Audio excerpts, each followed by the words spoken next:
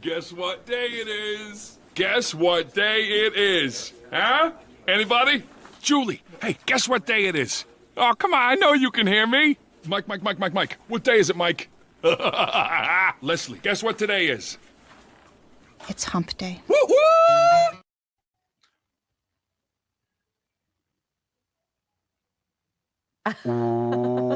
Wendy Bell Radio is live. I put in our Casandrinos oil order. Did you get me the raspberry? I did. I bought you. 2 of them. One for you and one for me. And you know what I got? I got that big tin of Casandrinos oil. And it comes with this really pretty gold funnel. So I can keep my same bottle and just oh my gosh, we'll talk about that. I just wanted you to know I got it done. Mama got it done. Yeah. Now I have a plea. Brock, I have a plea. I need help. Okay. I need somebody who knows the law in Bland County, Virginia, where Christopher got a reckless driving speeding ticket going 91 in a 70 on the way to college. And he's devastated. Devastated. So here's the rub about Virginia. There's a fine. He's going to have to pay the fine. But that's a criminal offense in Virginia. And you have to have a lawyer. Any lawyers out there? I don't know a lawyer or somebody who understands traffic law in Bland County, Virginia. Does anybody? WendyBellRadio@gmail.com. I don't ever ask for this. I'm not asking for favors. I'm not looking for what have you. I just don't want Chris, before he starts his life, to have a criminal record because he did what we all did in our lives and went too fast. This kid is absolutely chewing himself up for it. You might have to talk to Fredericks. He might know somebody. John. Yeah. That's a good point. Somebody out there knows somebody, and I need advice. That's what I need. I don't have the foggiest idea what to do. Anyway, hi. And with Virginia. Well, and then there's timing, and then there's the court appearances, and I'm like, how are we going to do that? I left that part out of the story on Monday. I thought it would maybe damper the mood. Well, it's like, how do I help my kid navigate a system that I can't even navigate? Yeah, and Virginia, they're so ass backwards. It's just crazy. Like, he knows he's done wrong and he's willing to pay for it, but they make it. Was it a camera or was it a cop? It was a cop. Why wouldn't the cop be like, you're heading to college, it's your first? Hey man, I'm not here to doubt what law enforcement did. It was his right to do it. I understand that. And you don't have to, whatever. It happened. You mark it down to where it's not a criminal offense. Kid's 18 years old. This individual didn't do that. So we are in a situation that we're in, and I don't know what to do. WendyBellRadio@gmail.com. If you have advice, right? And please don't email me with a story of something that happened to you, because I know it's happened to you. I need direction. Thank you. I appreciate you guys. I had a great call yesterday with the program director of a station I didn't know even took us. I'm so excited to tell you about it. Brock, this is an interesting story, isn't it? It is. It's sent a snarkogram to Brock yesterday. No, it's okay. We can call it for what it is. You can look at a text message, and that's the problem with it was digital a voicemail. Stuff. Oh, it's a voicemail. Oh, then you could detect snark. You're being so nice. I read it. You read it. I read it later.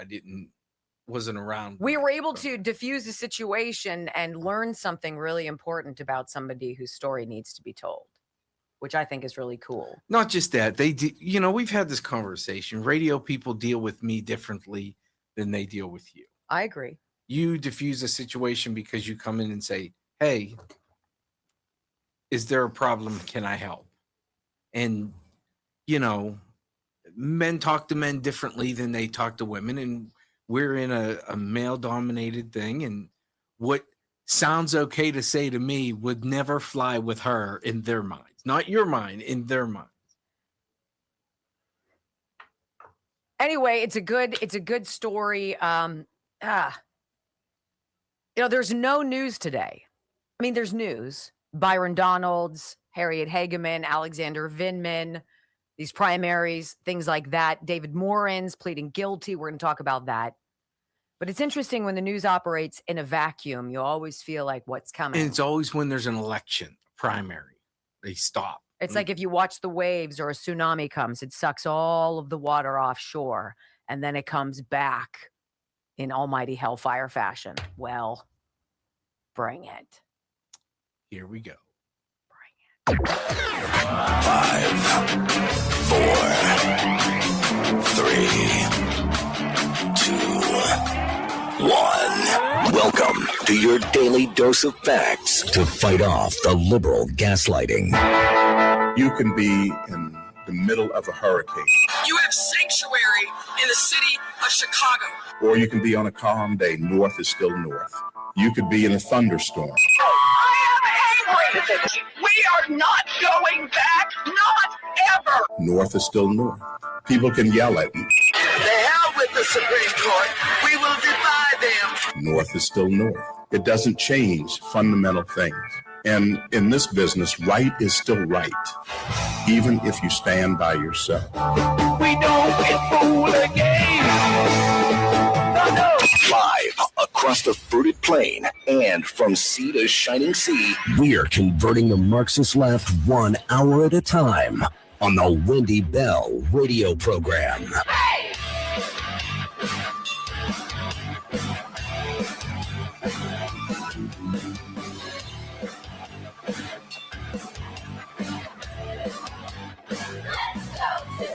Well, hello, America, and greetings to all of you across the beautiful fruited plain.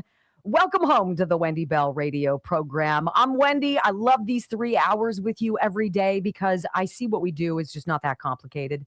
It's common sense conservatism. You don't have to be a conservative to understand the common sense.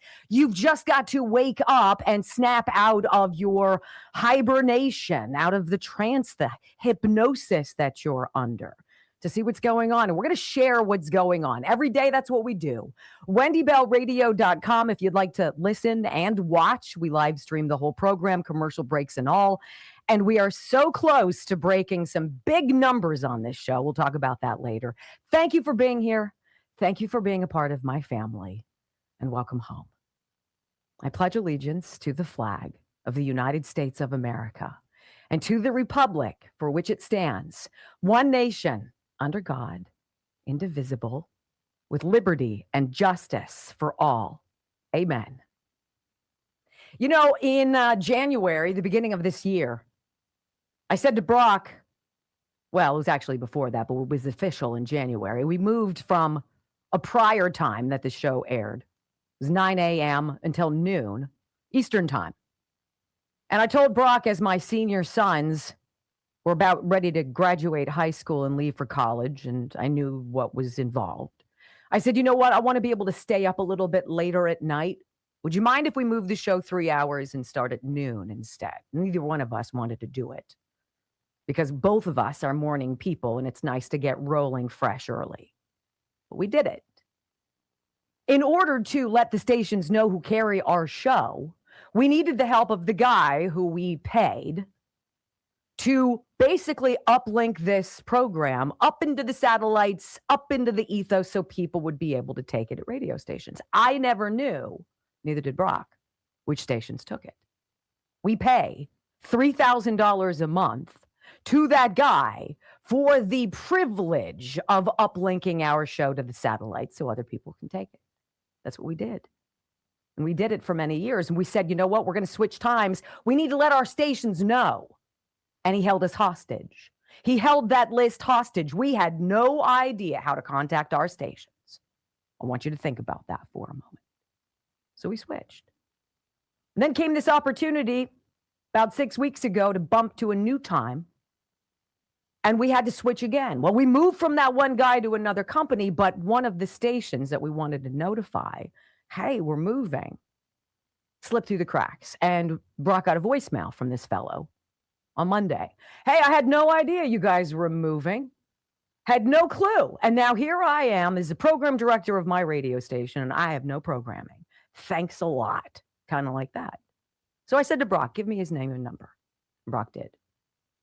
After going back and forth with him via text message yesterday afternoon, I had the privilege to speak to this gentleman. His name is Mark Lackey, and he works in a small station, though historic, in Irwin, Tennessee, Eastern Tennessee, not a huge town, not a sprawling metropolis, not a huge footprint from this station.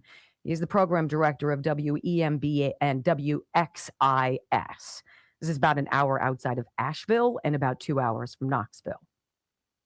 And I was on the phone with him and I explained to him what happened. Hey, we had no idea, sir. I'm so sorry. We didn't have a complete list. It's been a struggle for a while for us just to get a notice of which stations take this program. One wouldn't think that would be such a big deal, but for some reason, it has been. And Mark and I started talking, and he's like, you know what? I appreciate the clarity. We're able to find you. We were able to change it on the second day. Thank you very much for the personal attention. I said, tell me your story. He's like, what? Hurricane Helene 2024 wiped him out. Wiped out the entire building. Severely washed out and damaged portions of Interstate 40, which Joe and I traveled, along with the twins, on our way to the University of Tennessee last weekend to drop them off. The destruction, ladies and gentlemen, is breathtaking. 4-lane roads washed away down to 2.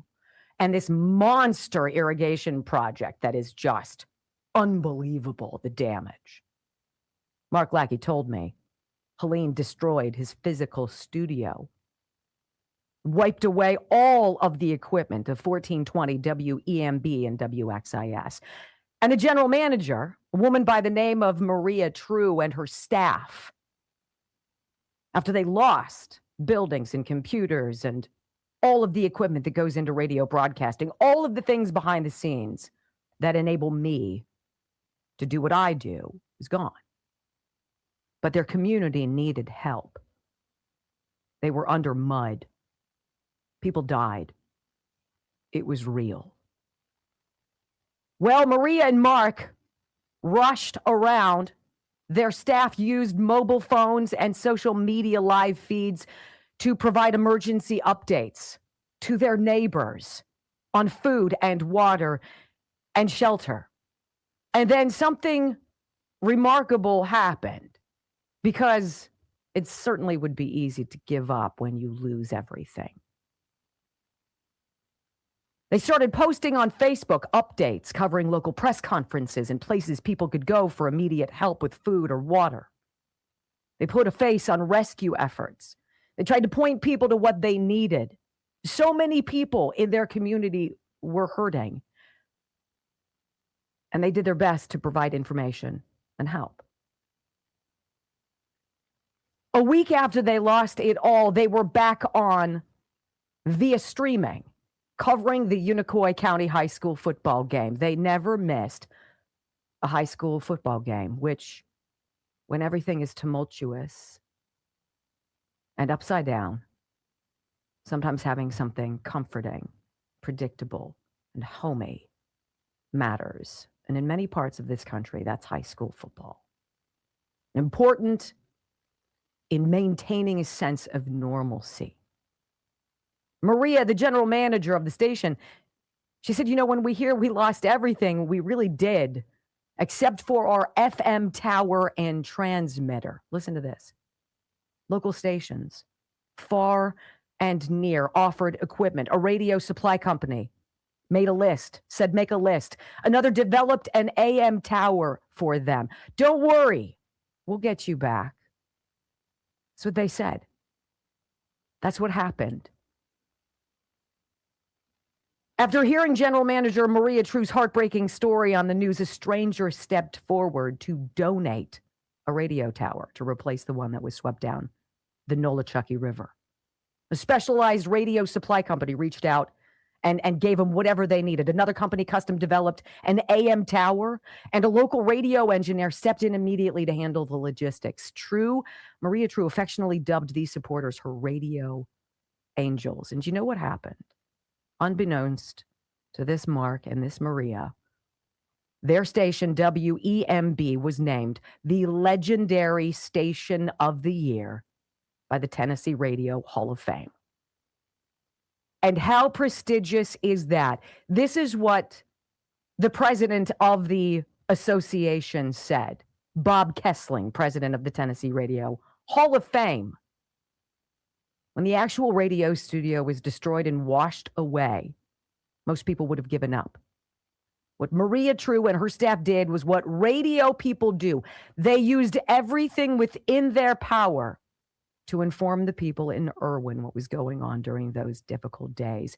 It is an example all radio stations should follow. Now,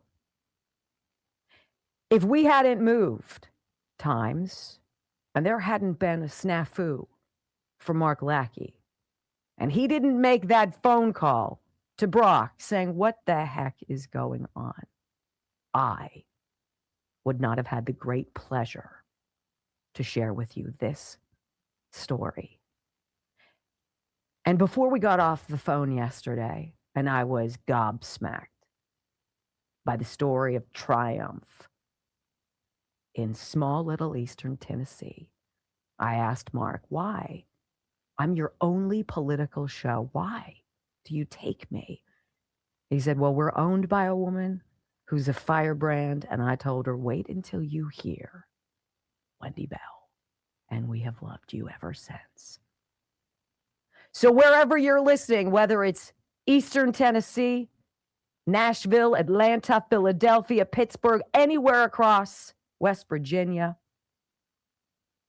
amen.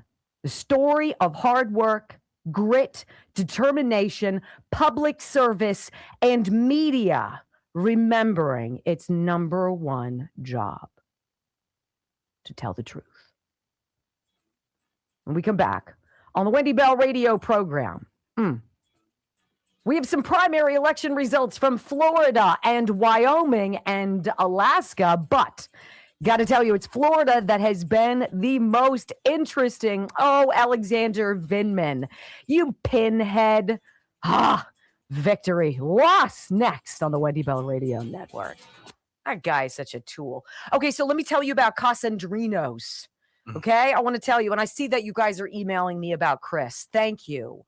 I cannot wait to go back and read your suggestions. If he was illegal, he wouldn't have this problem. Huh? If he was illegal, you know what? Stop. It's going to piss me off. That's going to make me very angry because you're right.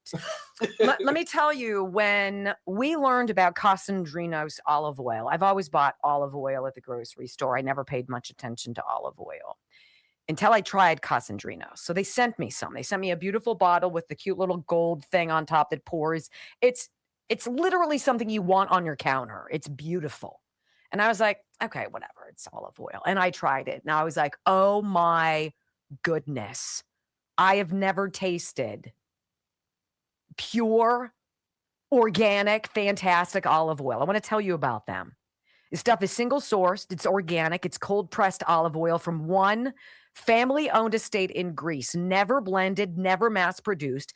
It is cold-pressed within hours of harvest. It is bottled on demand. It's shipped straight to your door, so you're going to get it fresh. Everything you get is fresh.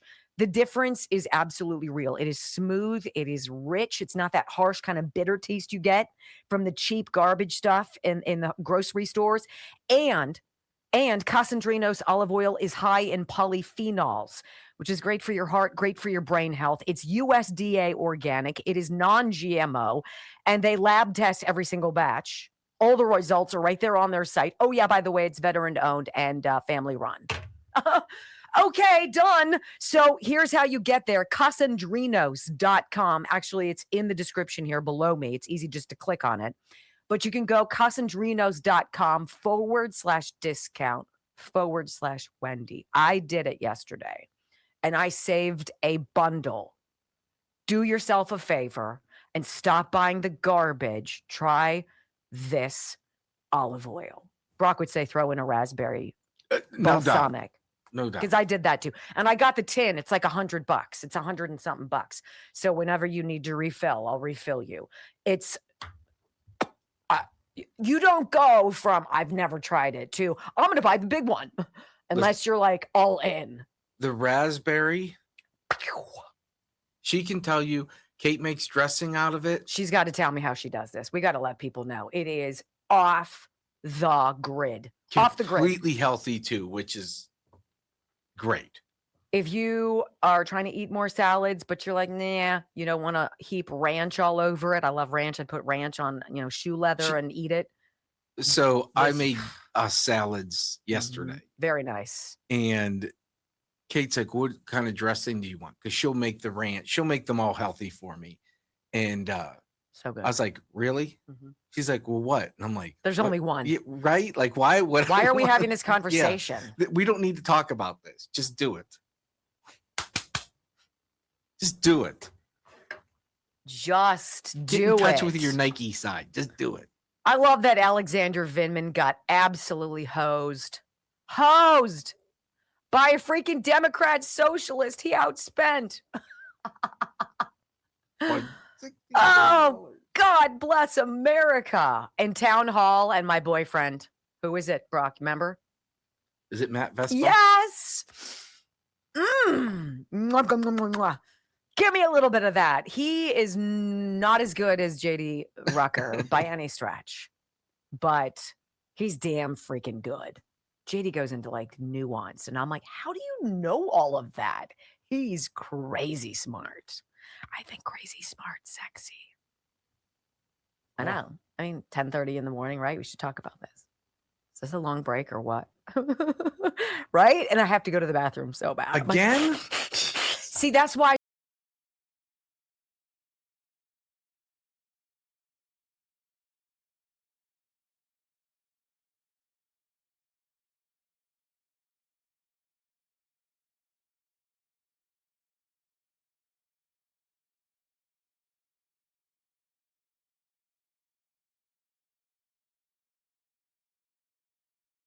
Hey, I've got a message for Alexander Vindman. You suck. And I'm so glad you lost. You dolt. You miscreant. You feckless wiener. I can't believe what you did to Trump in that first impeachment, how you listened in, how you were the plug between Eric Charmella and Trump and the Zelensky phone call and all that. Oh, it was outrageous. What a jerk. And then you fancy yourself. You're not even from Florida and you think that you're going to be able to win there. You giant turd. How does everybody feel? I feel. We all clear? You got that?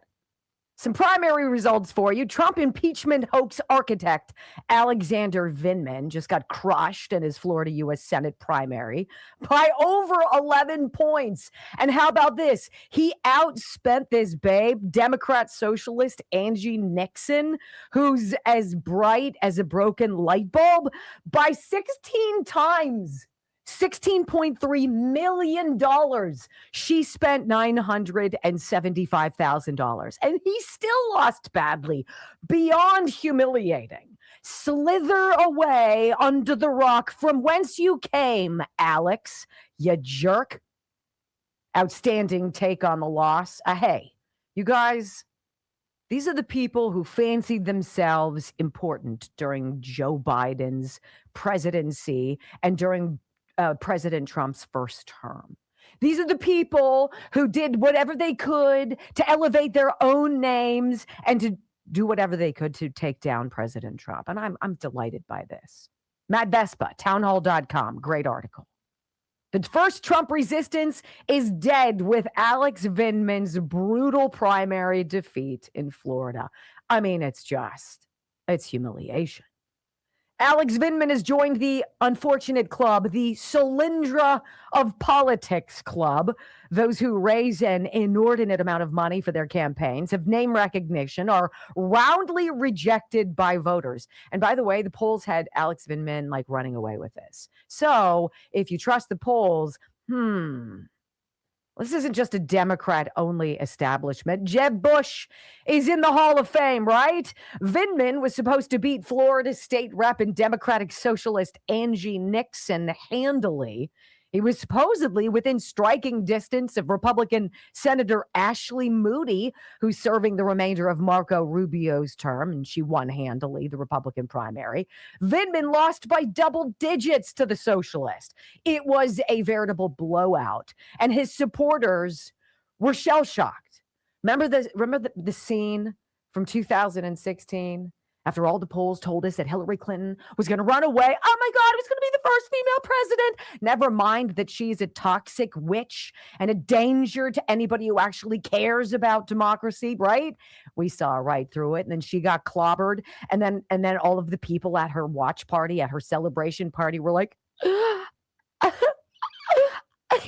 what? And we're like, yeah, dummies. Vindman was a key figure in the Trump impeachment circus over the alleged Ukrainian quid pro Joe, which was fake news, of course, a manufactured political operation by then Representative Adam Shifty Schiff and a biased intelligence officer. Maybe he thought he could, carry him over the finish line. Well, it didn't.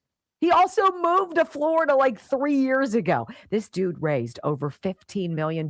Nixon came nowhere close, but she beat the Trump resistance peddler 55-44. And there's somebody here on X who is reporting from Broward County, Florida. There is disbelief at Alex Vindman's election night event near Fort Lauderdale, Florida. Supporters are watching 2 television screens set to MS Now, and they're looking into their phones a little bit bewildered. Now, see, what you are is a product of one silo of information. If MSNBC and NPR and the Washington Post and Garbage Polls and CNN, if those are your sources of information and you don't deviate from that, you're not like, well, what else is everybody saying, right? Then, yeah, you are bewildered. The same way the clodhoppers were bewildered when Hillary didn't come out on election night 2016 and say she got her butt beaten too. Look, these are the small moments of take your bread and soak up the gravy. And did you hear what President Trump tweeted? Or truthed out here. Let me pull it up. He's a wordsmith, that Donald J. Trump. That's what he posted. Sleazebag Vindman loses tonight to a radical left lunatic. How cool is that? With 3 question marks. President DJT. I mean, come on. You're allowed to smile and have fun again because we're coming for these people. Game on. We're tired. We've had well more than enough. When we come back on the Wendy Bell radio program, Anthony Fauci's top lieutenant, Dr. David Morans, pleads guilty to conspiracy to defraud the United States. And Fauci goes into hiding next. Ghost bed. Loving my ghost bed, extremely comfortable, and I didn't wake up with aches and pains. I'm a hot sleeper, and the temperature of the mattress stays cool all night. 5 stars from Gregory V. Let's see. Tanya says, I love this mattress. I can't remember when I've slept that well. The mattress has just the right softness and firmness. That I agree with. That is that secret sauce, right? Just the right combination there, and is super comfortable. I'm very happy with this purchase. 5 stars. And again, now 5 stars from Jerry. Could not be happier. This is the first time we have ordered a mattress for an RV. So we were very skeptical. We are so pleased with this mattress. Delivery was quick, and we wake up feeling so rested. Dog beds, RVs, your house, your children, whatever you sleep on, they've got one made in America. Try it for 101 nights, okay? The exclusive cooling technology is a part of each and every one, and you will love it. Get an extra 10% off by dropping my name. Ghostbed.com/Wendy. Wendy's the promo code. Ghostbed.com. I'm going to run to the bathroom. I'll be right back.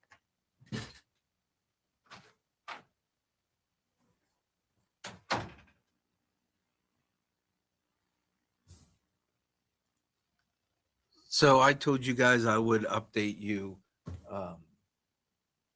Greta made it through the surgery. She's home. She's recovering. So thank you. You guys all pitched in and made somebody not have to worry about a huge bill. And I speak for Wendy too, appreciate every single one of you who reached out or donated, took a lot off of someone's plate and let them just think about their pet. So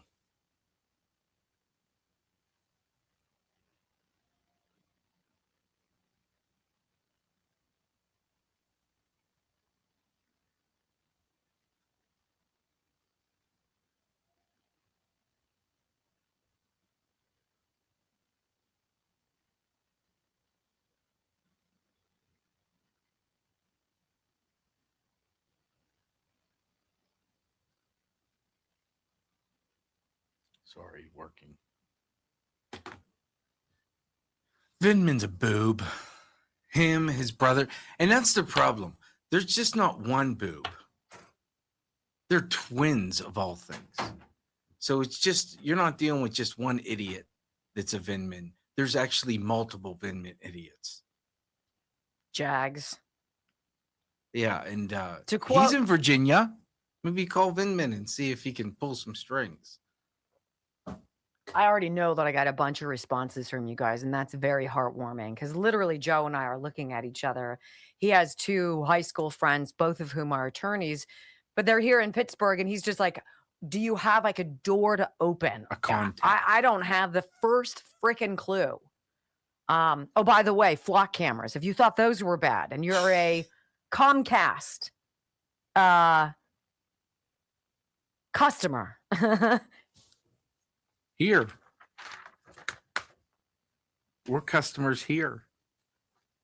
shh. I told them while you were in the bathroom that Greta made it through the surgery and is resting, sleeping off the pain meds. So You guys did that. You guys Yeah. raised $2,000.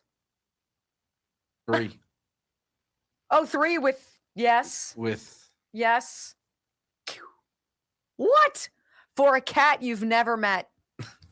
Honest to God, I could say right now I've never for a met cat, the cat. a $3,000 for mouth surgery for a cat. I'm like, I've never had a cat, so I can't judge. Would you spend it on Murphy? Hell yeah. No, I get it. I get Yeah. it. I get it. But I mean, I think some people who don't even like cats were like, "Aw, let's help her out." That's the spirit of what these folks did in Irwin, Tennessee. Amen. When was the last time freaking Jake Tapper did that? When was Well, the he last? did have a dinner for Anthony Fauci. Oh, fudge. I mean, honestly, where was the grassroots? That's what we were talking about this That's morning. why, right? This. Can you guys give us a heart? What's that? Can you give us a heart? This. Aw. Everything we've done that you guys have been involved in from day one, from the old radio stations that when we started the idea, and they told us that ain't gonna work, and you guys stuck with us and followed us from one place to another. I'm most proud of the fact that the concept that we can give certain people the double barrel to say, I told Bugger you off. it was gonna work. Yeah. right? You didn't think it was a good idea? We told you we were willing to bank on ourselves. Like, honestly, what's the worst that's going to happen? It's not going to work? Please. Well, I'll let you be the beauty as long as you let me be the brains. Wow. Wow. What's a trade-off? Wow. So what a misogynistic thing to say. I don't even know what that means. Yeah, It's I so don't- stupid. Oh, Stop no, this making is up for this stupid words. morning. Oh, stop.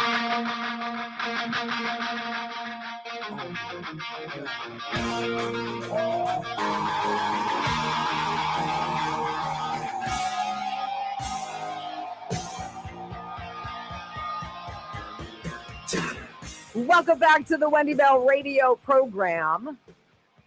And so it begins, ...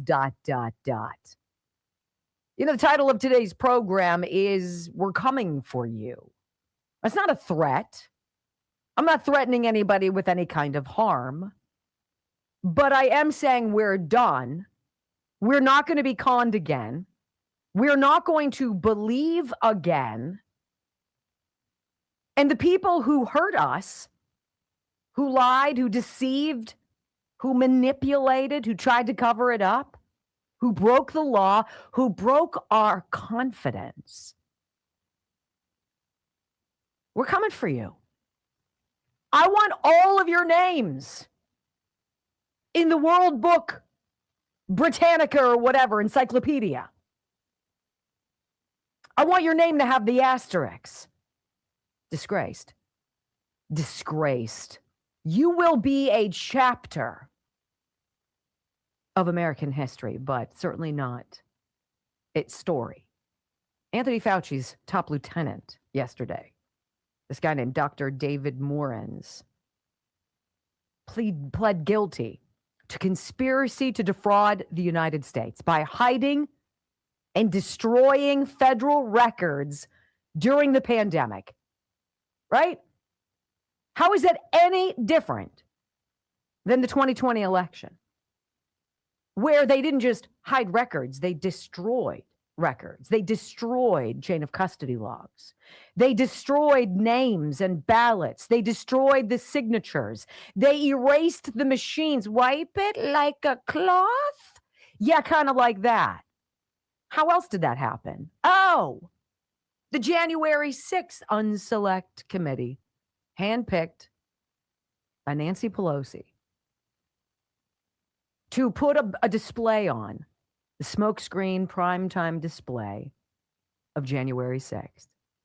Wait, what? Said Benny Thompson, the walrus, the guy in charge of it all. You wanted us to keep all of those interviews, all of the video depositions, all of the documents? I'm sorry. We erased all that. Missing terabytes of data.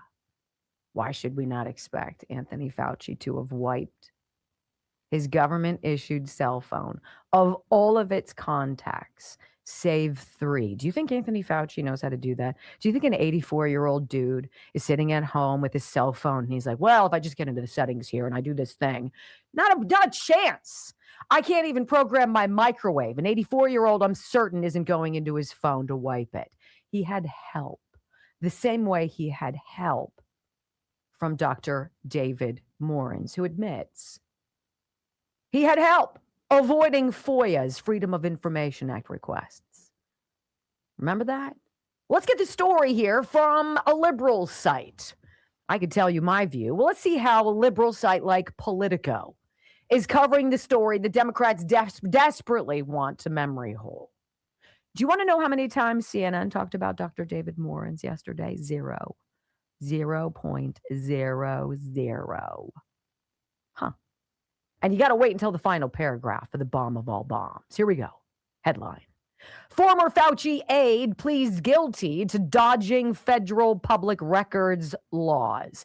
Well, that's kind of whitewashing it, because you could say, yeah, he broke the law by deleting a bunch of stuff, destroying federal records, which is a crime. David Moorens, longtime aide to former top government infectious disease official Anthony Fauci, pleaded guilty Tuesday to conspiring to evade federal public record laws in connection with communications about coronavirus research grants. The plea comes 3 weeks after Senator Rick Scott grilled Fauci about his relationship with Dr. Moorens. At the Senate hearing, Fauci declined to answer questions, exercising his Fifth Amendment right to avoid self-incrimination. 2 years ago, Fauci told a House committee investigating the country's response to the COVID pandemic that Moorens' actions were, quote, wrong, and that he had not participated in them. Really? Moorens, 78, had boasted in a 2021 email released by the House panel that he knew how to, quote, make emails disappear after I am FOIA'd to avert disclosure under the federal open records law. It was a global pandemic. What were you hiding? What was so damning that you had to go in and delete emails? What was so injurious to what these people were doing that Fauci would encourage people? Delete this email after you read it. This is the same reason why Hillary had a freaking server in her basement or wherever the hell it was. These people operate outside of the law. They expect to get away with it. Why? Because they have. We're coming for them. Morens entered his guilty plea in the U.S. District in Greenbelt, Maryland, as part of a plea deal with prosecutors. U.S. District Judge Paul Azinis sent sentencing for November 12th.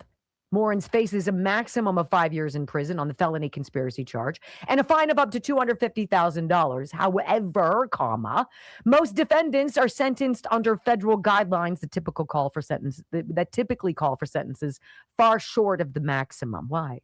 Especially for first-time offenders. What if what you were doing was covering up information that could have saved millions of lives? I'm going to go with that's probably more significant than a slap on the wrist. Criminal prosecutions stemming from efforts to evade Freedom of Information Act requests are exceedingly rare. Before I get into the juicy tidbit, let's remember this little Fauci flashback. As he's lying under oath, one of many times I can recall, and this one is about deleting official records, not wiping his cell phone contact list. He did that later. But this is about destroying official public records. Listen. Okay. Dr. Fauci, did you ever delete an official record? No. Dr. Fauci, did you ever conduct official business via email? To the best of my recollection and knowledge, I have never conducted official business via my private email. Really? I say that's not true. Fauci's not charged with or accused of wrongdoing in this case against Morin. He's not referred to by name in the court filings. Fauci distanced himself from Morin's at a 2024 House hearing, saying he and Morin's didn't work together closely. He had been a senior advisor to Fauci for more than a decade.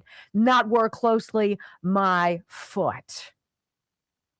Catherine Herridge, who is in her own way a national treasure, says, watch, Morens has all the ingredients at his table to whip up a monster dose of gotcha and to flip on his former boss and friend. Now, you've heard the name Peter Daszak from EcoHealth Alliance and Dr. Ralph Barrick from the University of North Carolina.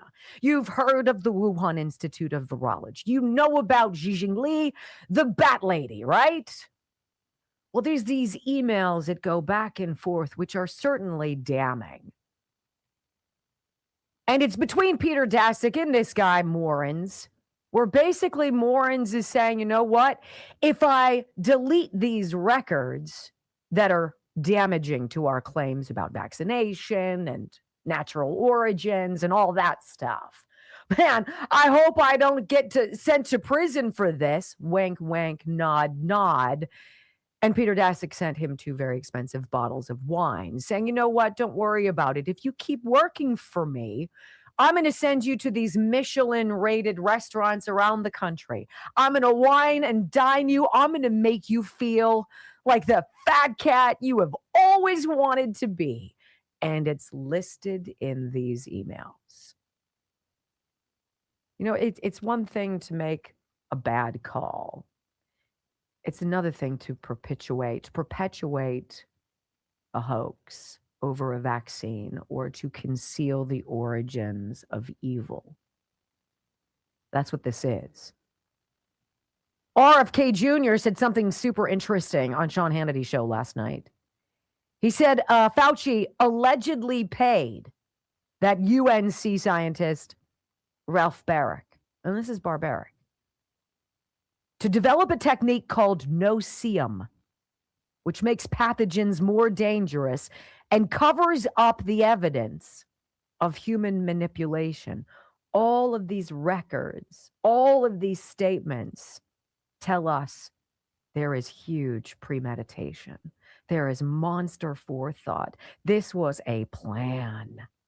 And whether that virus was supposed to get out when it did or how it did, this was the plan. And I'm sorry, but a little slap on the wrist or sorry isn't going to cut it. Listen to Bobby Kennedy. He was lying about the origins from day one. Why was he lying?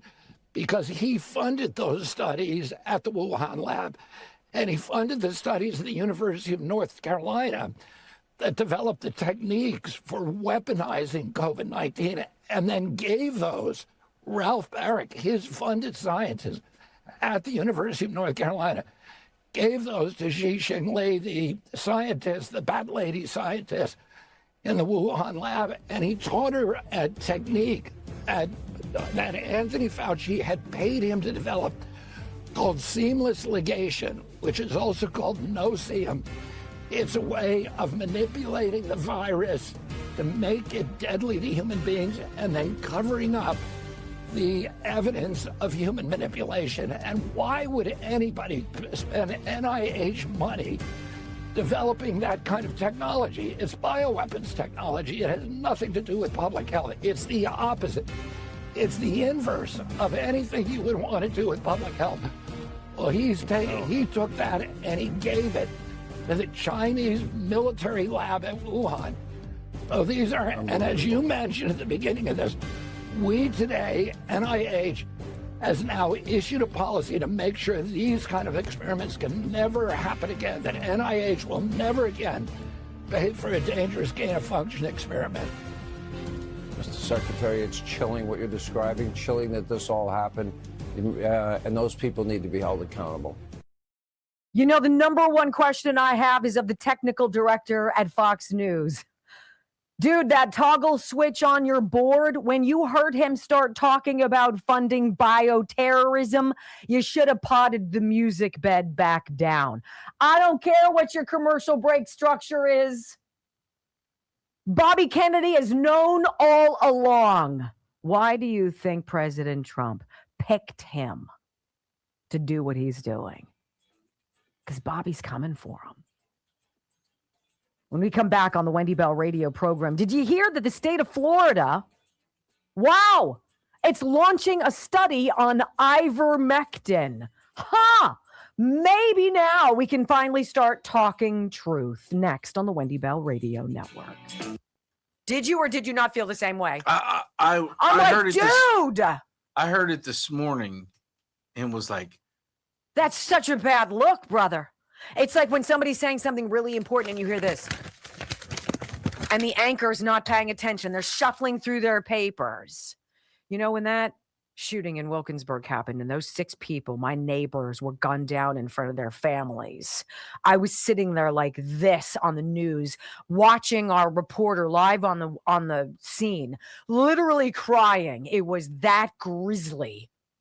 And my co-anchor is putting on makeup and fixing his tie. And I'm like, really? You're worried about your makeup?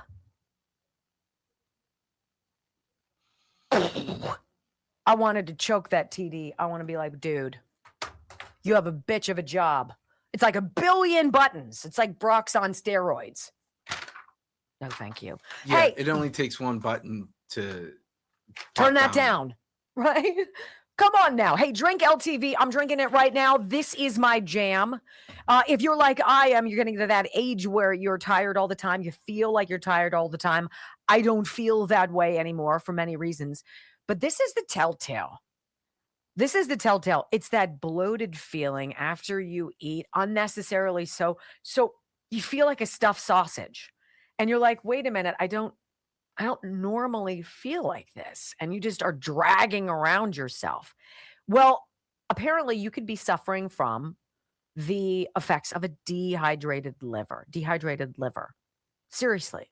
And that is why this product has come into play. And it's sort of like all the other easy to use, put it in your water and there you go. What is in this?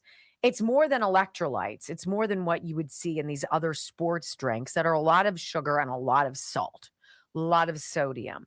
Drink LTV is packed with something called, well, clinical dose marine electrolytes. And they throw taurine into it to help your cells actually hold on to the water.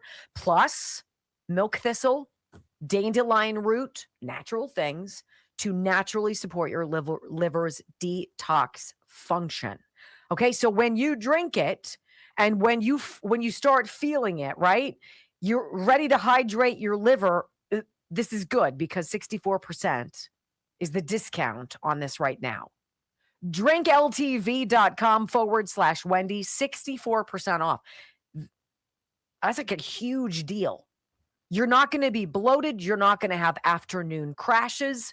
You're not going to have that dried out, foggy feeling. You're going to have smoother digestion. It's big for a lot of people. You're going to have real energy, and you're going to have a body that actually feels its age. Okay? Not 20 years older. drinkltv.com/Wendy. We got the whole kit, so you can just take it and go rather than the can and scoop. I have to tell you, it's really grown on me.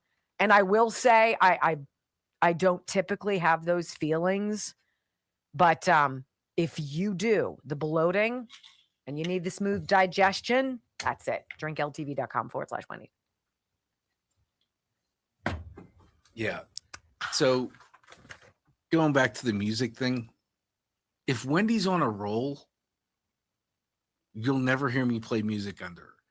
It's when I think she's coming to the end of a thought, and then if we're behind, I need to juice it a little bit. But there's no need for. They played that music for a minute.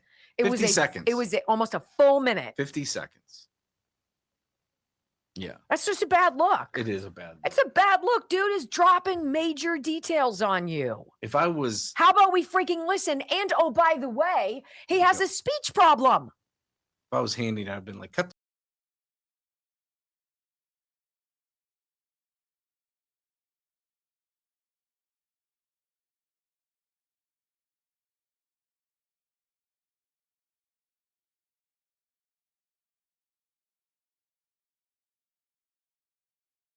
Idea. We've been talking about the benefits of what? Ivermectin and hydroxychloroquine since 2020. It's been 6 years. President Trump came out and he's like, hey, hydroxychloroquine at one of those coronavirus task force meetings. He's like, I'm hearing really good things about hydroxychloroquine and we're going to be investigating that. And then it was like, and the knives came out.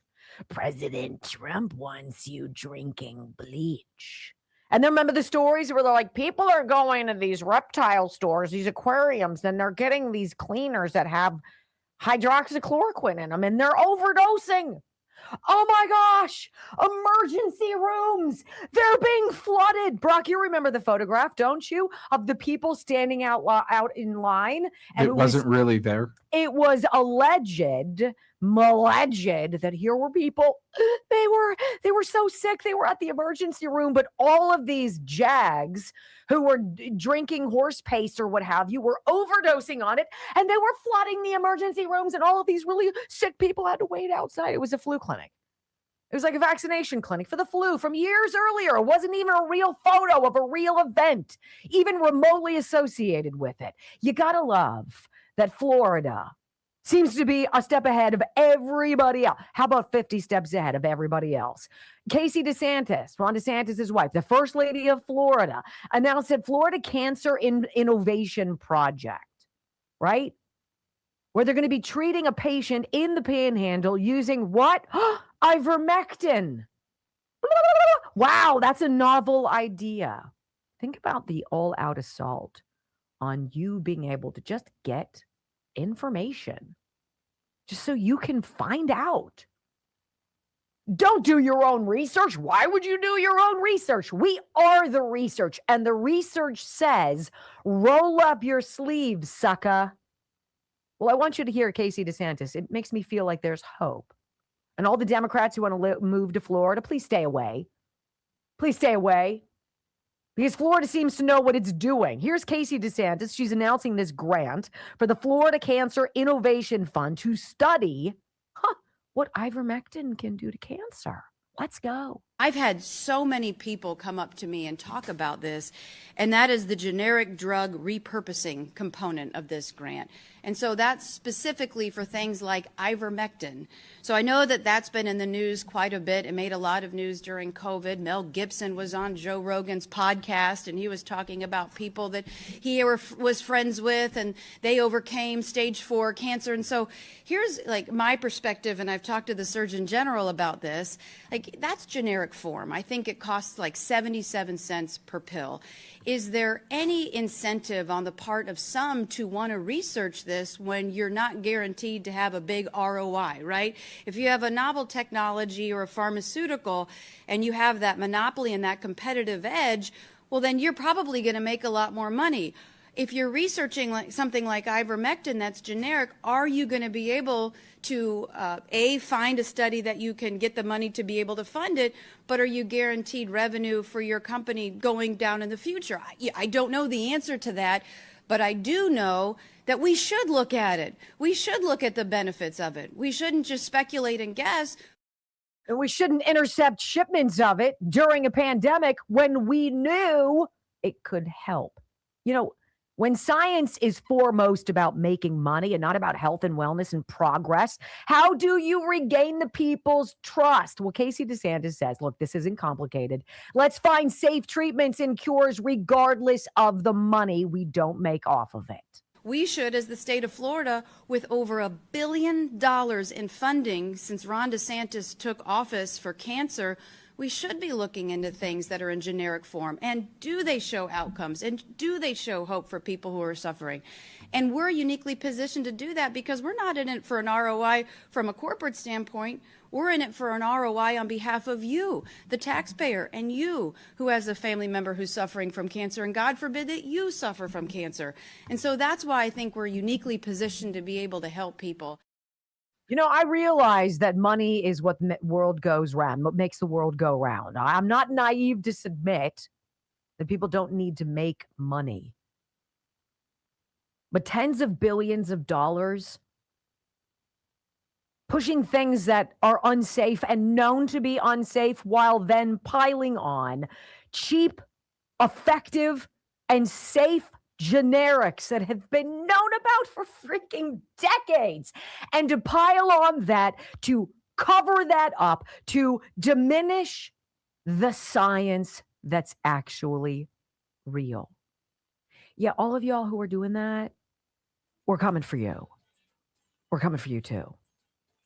You know, the media has told us for 6 years that the claims are baseless and without evidence. Ooh, about that. Next on the Wendy Bell radio program in hour number 2, the Census Bureau is finally doing something that millions of us have been asking for. Oh boy, next.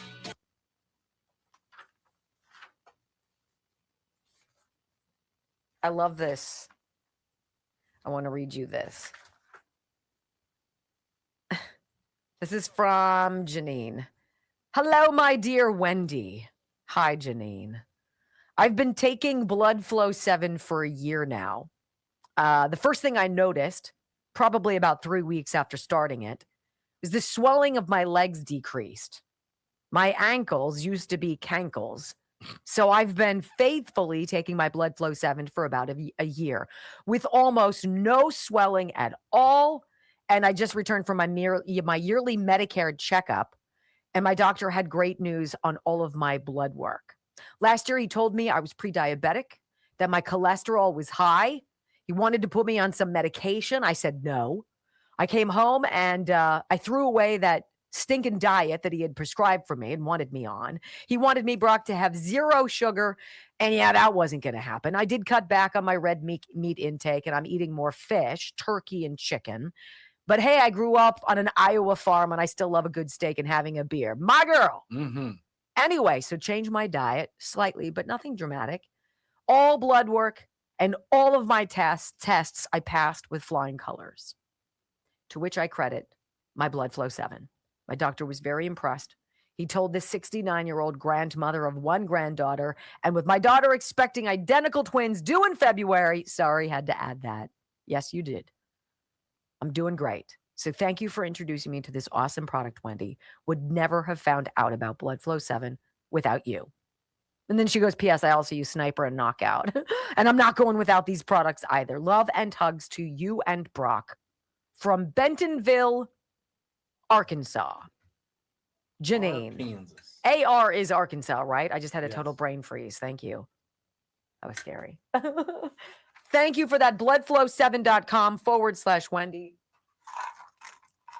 Bloodflow7.com/Wendy. Everything there is 30% off for this family. I love this company. Make no bones about it. You can have this Bloodflow 7 completely change your life for less than $1 a day. I'd love to just hand it out to people who are like dragging, like, I'd be like, right? But we're also skeptical about everything, and we should. But I'm telling you things that I will not go without. Just true. I just won't go without. So I'm thinking I'm liking this Tulip Blooms fragrance. Did you smell it again today or not really? Meh. I wasn't looking for it. You weren't looking for it. Okay. You didn't have an odor. Oh no, it's not like I'm sniffing you in. Ew, Joe Biden. Like the damn dog when you walk in the house after petting another dog. Yeah, they're on you like white on rice. Oh yeah. Who have you been with? TSA. Yeah.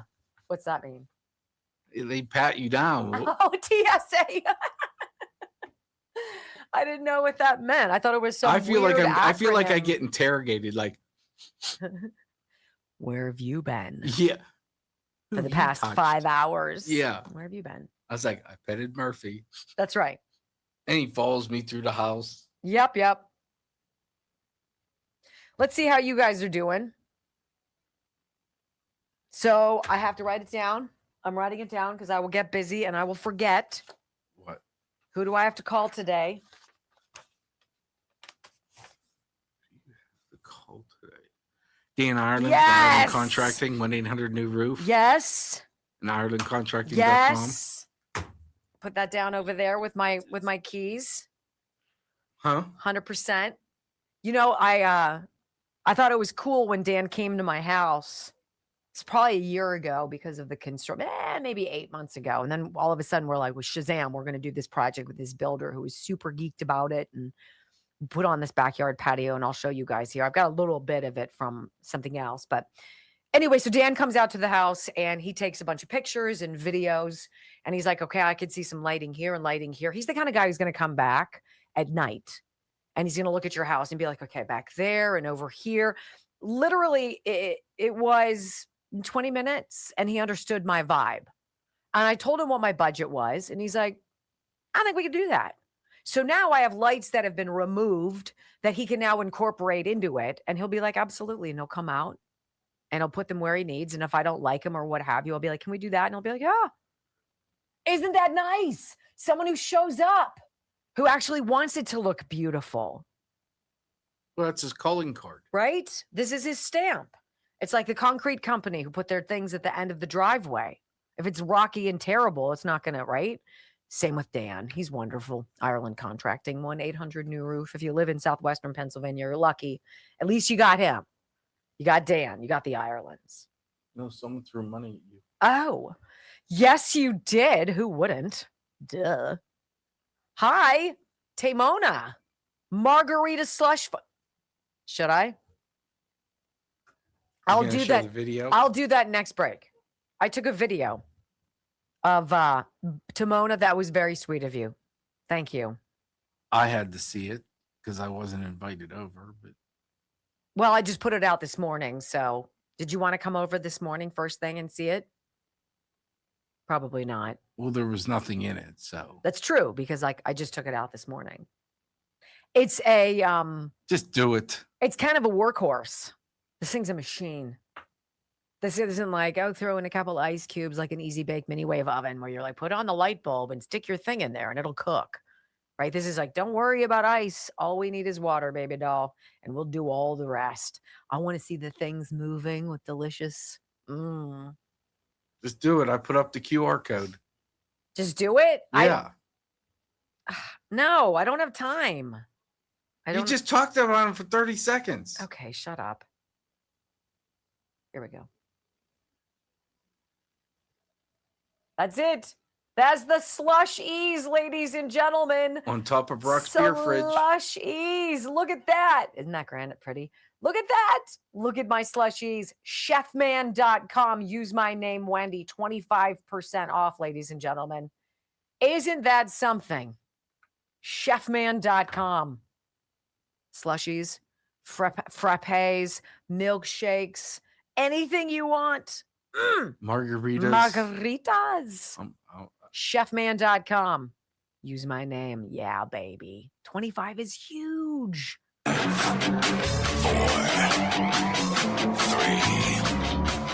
2, 1. Wendy Bell. Inspiring solutions to save America, one show at a time. Are you ready to get on board? They believe that they can destroy this bond that exists between you and Trump if they somehow make Trump look bad, make Trump look like a reprobate, embarrass you about Trump. They can't do it because you came before Trump. Desperately want Trump gone, and I know that they desperately want it codified, that Trump cannot run again, because make no mistake, they remain scared to death of you, and they remain scared to death of Trump. Trump, 75 million, 80 million votes. And I'm going to tell you, you're not going anywhere. Even if Trump does, you're not, which I think remains one of our big campaign strengths going forward. They can't separate you from Trump. And more importantly, they can't separate you from the ideas. They can't separate you from MAGA. They can't separate you from Make America Great Again. From sea to shining sea, 3 hours of bold truth and excellence. The Wendy Bell Radio Program.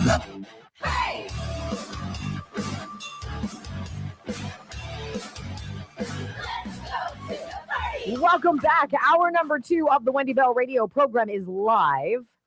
Just had to put my coffee back on the little heating pad. Welcome back, guys. Okay. So this is not rocket science.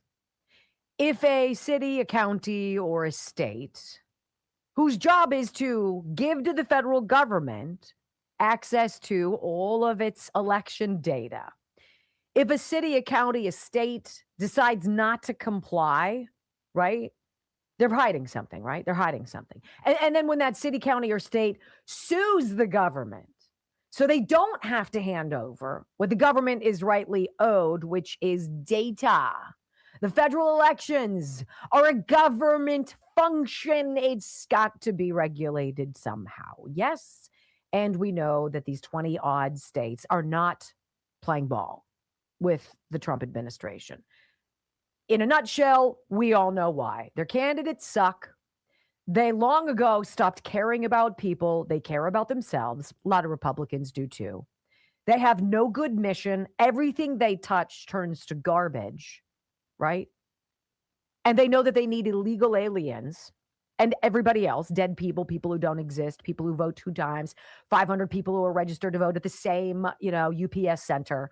They need to cheat to survive.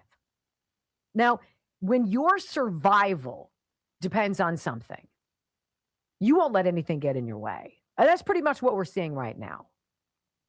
So as we all realize what's at stake here, and what's at stake is let the people decide. Let one vote, one person. Get rid of all the other stuff. This should not be complicated. It was amazing how Florida managed to pull it off last night. Brock, how long did it take for the primary results to come into the third? It was like an hour and a half. Is the third most populous state in America, right?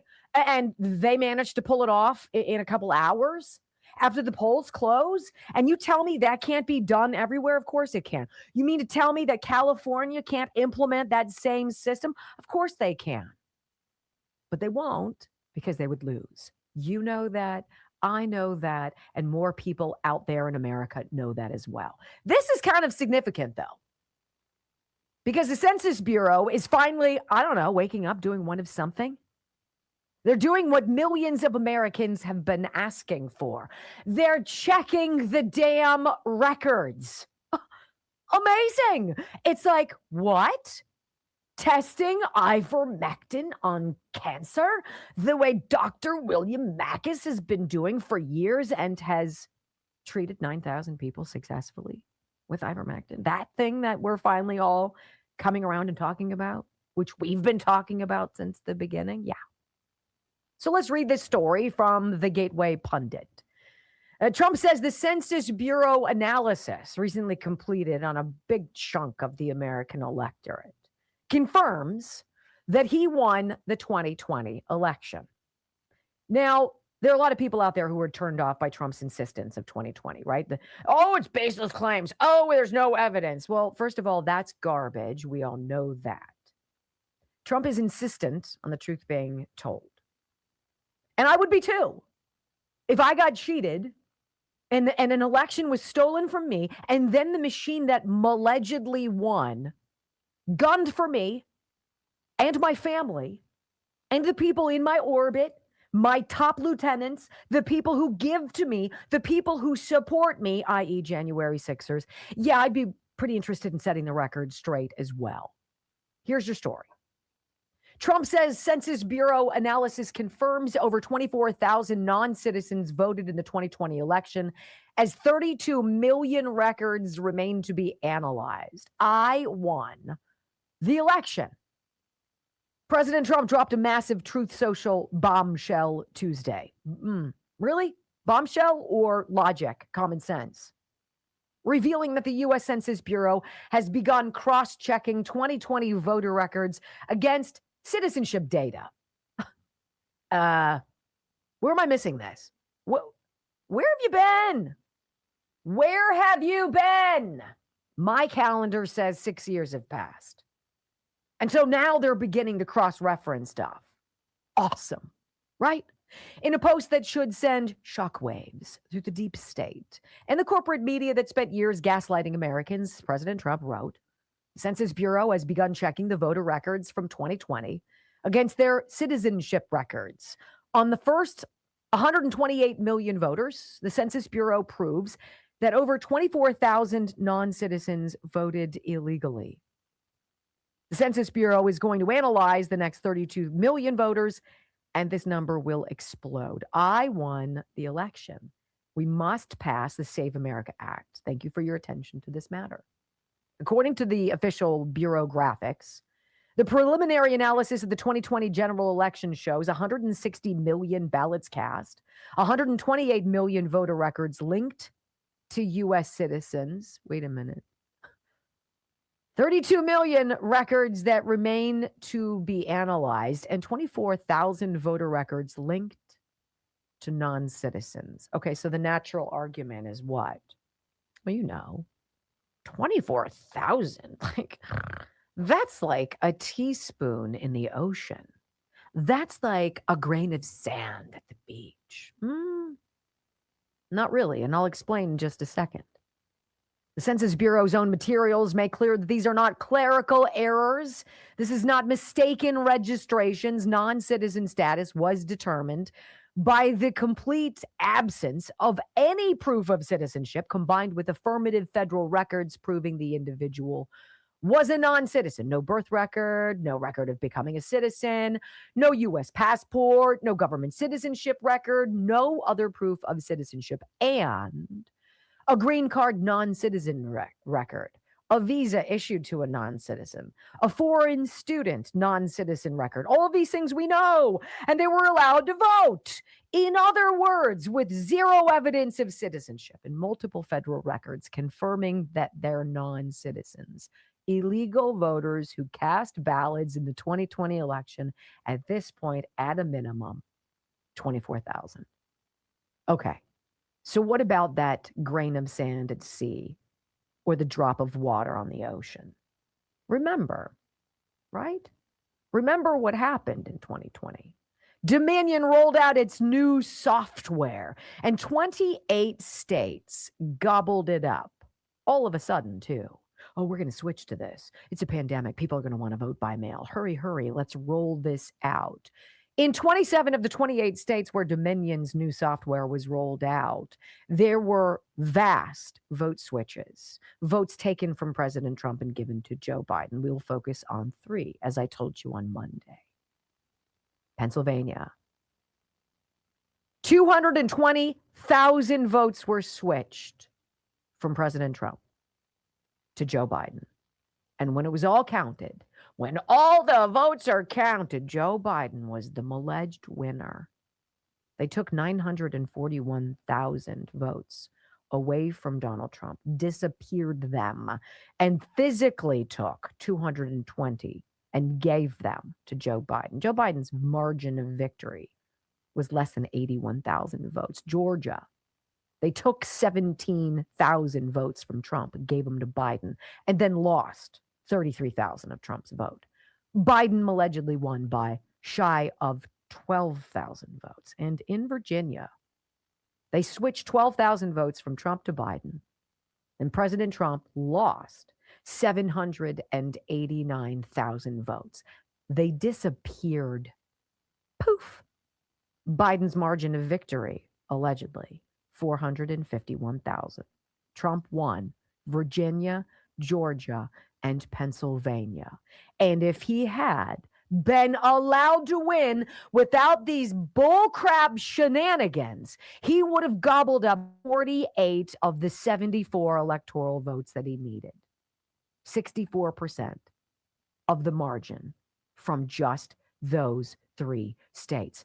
24 freaking votes matter. And that election was decided, ladies and gentlemen, by a combined 42,918 votes. 42,000. They found 24,000 in illegals. Do you think now that Joe Biden was the rightful winner? Or, as Josh Shapiro, the suck governor of my Commonwealth of Pennsylvania, did he tell us in the days before the election everything we needed to know?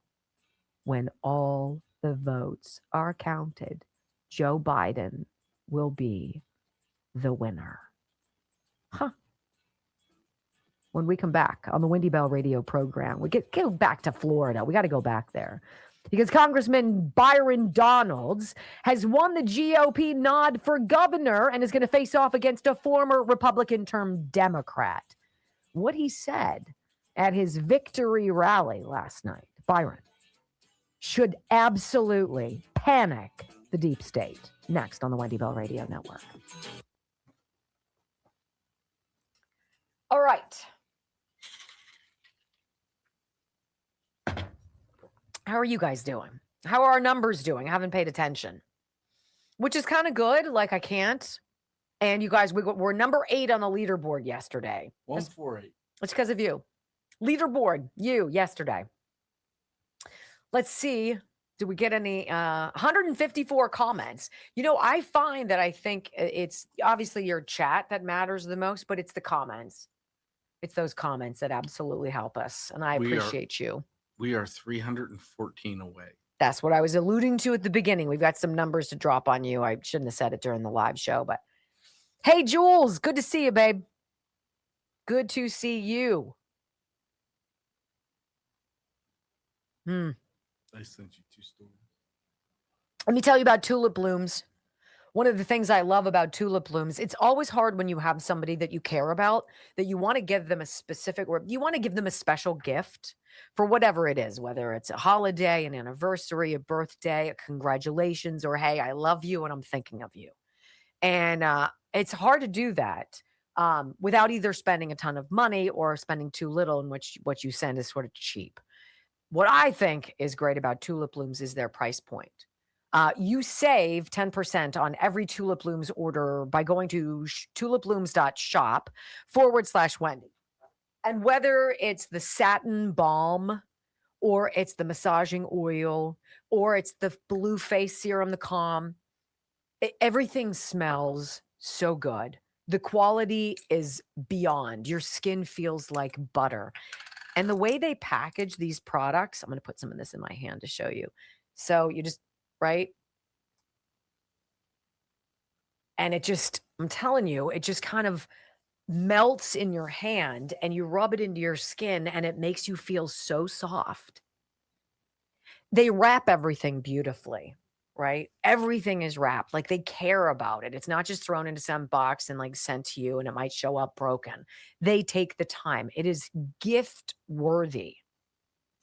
tulipblooms.shop/Wendy. Honestly, I just love the smells of everything. If there's someone in your life who's special, and I know there is, and they've got something coming up or they've just gone through something, be like, hey, try this. Rub it into your skin. Feel it.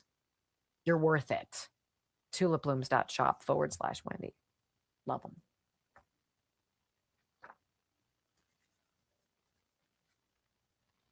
Oh, For those that email and ask, I demand to type to me up a description. It's in the C below, under all the sponsors, of how not, when we raid JD's stream, to turn that off so you don't, if you're not watching live, you don't get kicked out.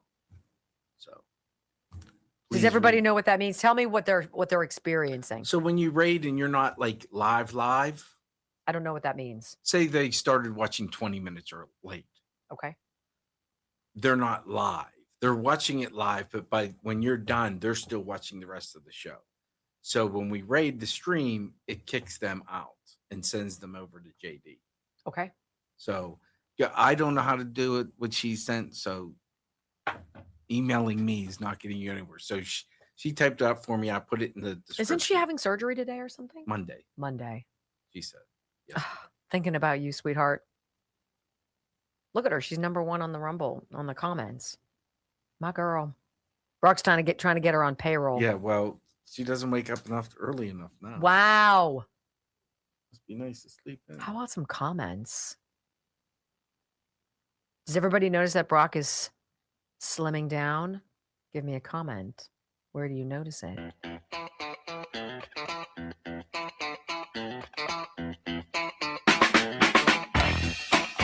Welcome back to the Wendy Bell radio program. So, rudderless, missionless, moneyless. What are the Democrats going to do? Right? God forbid they've got to stop cheating in elections. This is terrible. Act Blue, they've been exposed for being scumbags. USAID was shut down because we know what they were doing. We know damn well that money that was supposed to go to Ukraine for aid, right, got filtered through something to then come back ostensibly into Joe Biden's re-election coffers. Can you imagine? Can you even remember that was even being floated? I mean, what kind of fantasy land, weird out-of-body experience were we having after that debate where he was like, and he's like, no, I'm totally ready to go. Let's go. I'm ready for re-election. And they were talking about that. I mean, like, what? What on earth? Byron Donald said something yesterday. Congressman from Florida. We very much enjoy this guy. He's the ultimate success story. I think he was in finance or banking or something like that, right? And he ran for Congress from Florida and he won. And he's been a very good representative. He's got several young children. He's the kind of guy I think we want. He wants to eliminate property taxes in the state of Florida. You kidding me? You do that, I'm moving to Florida. But last night, he won his gubernatorial primary, his Republican gubernatorial primary. That's not really the story. He beat James Fishback, who himself is a very interesting individual and has been a truth teller about a lot of the fraud and the corruption and the mumbo jumbo that you and I have all experienced over the last handful of years. But it's at his thank you party afterwards when the results are rolling in that Byron Donald said something that I believe is going to really terrify the deep state. And it goes this way. We compete as Republicans for ideas and for votes. We will duke it out in the primaries. And sometimes things get ugly. But we know what we're up against. And what we're up against is darkness. And we're going to band together to defeat it. Oh boy. Wait a minute. What? Listen. Now, we've just come through a hard-fought primary. I got a call from Paul Renner and James Fishback tonight. And they, hold on, I'm going to tell you why in a moment. And they congratulated me and all of us on a hard-fought victory. And my conversation with both of them is very simple. Congratulations. Let's go beat David Jolly in November.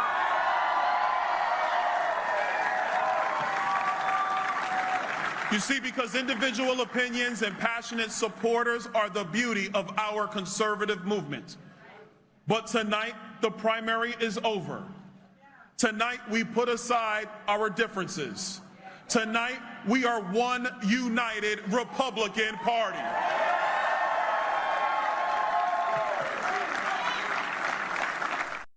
Which is exactly what this big tent menagerie of all shapes and sizes and crazy ideologies called the Democratic Party does not want to hear. Wait a minute. What? You guys are going to work together? Yeah. And about this David Jolly guy, Byron Donald's mic dropped him. He said, hey, Jolly said that on election night, he wants to apologize for Florida to the rest of the world. Do you know who also said that? Oddly enough, anybody? Barack Obama. His first job as president of the United States, after being the Democrat shiny metal object for a hot second, after being in the United States Senate for a total 1,440 days. Oh, we got to vote for him. He's black and I'm not racist, so I'm going to vote for him and prove I'm not racist. Yeah, that worked great. He went on an apology tour. President Trump went to the Middle East. And he formed coalitions and friendships and a partnership and a board of peace. And he got people investing in infrastructure and AI and manufacturing in America. And Barack Obama went around the country to say he's sorry for American exceptionalism. Can you imagine that? How dare he? And remember what Rush Limbaugh said. 4 words that infuriated the left. I hope he fails. Huh. When we come back on the Wendy Bell radio program, my friends, what do polls say? Who cares? They're completely wrong way too often. And one guy's got proof of that. This is fascinating. Next on the Wendy Bell Radio Network.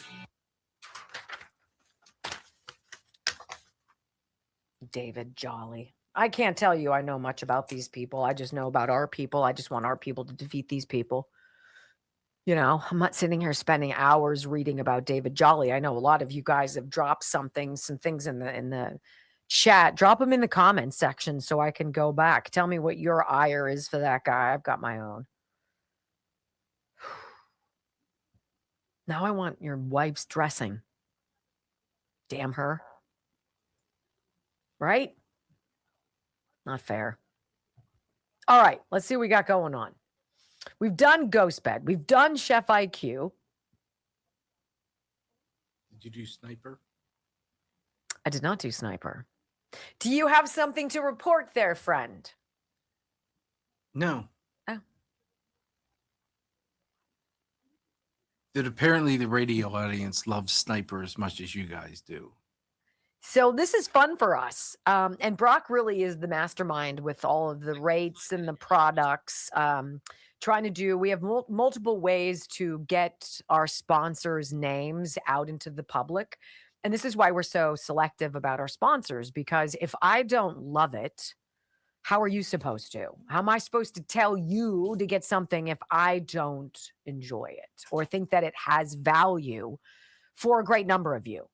And so Brock and I, basically Brock, he's created sort of an advertising rate that involves being here with us on the Rumble stream, but also being on the podcast and or on the radio.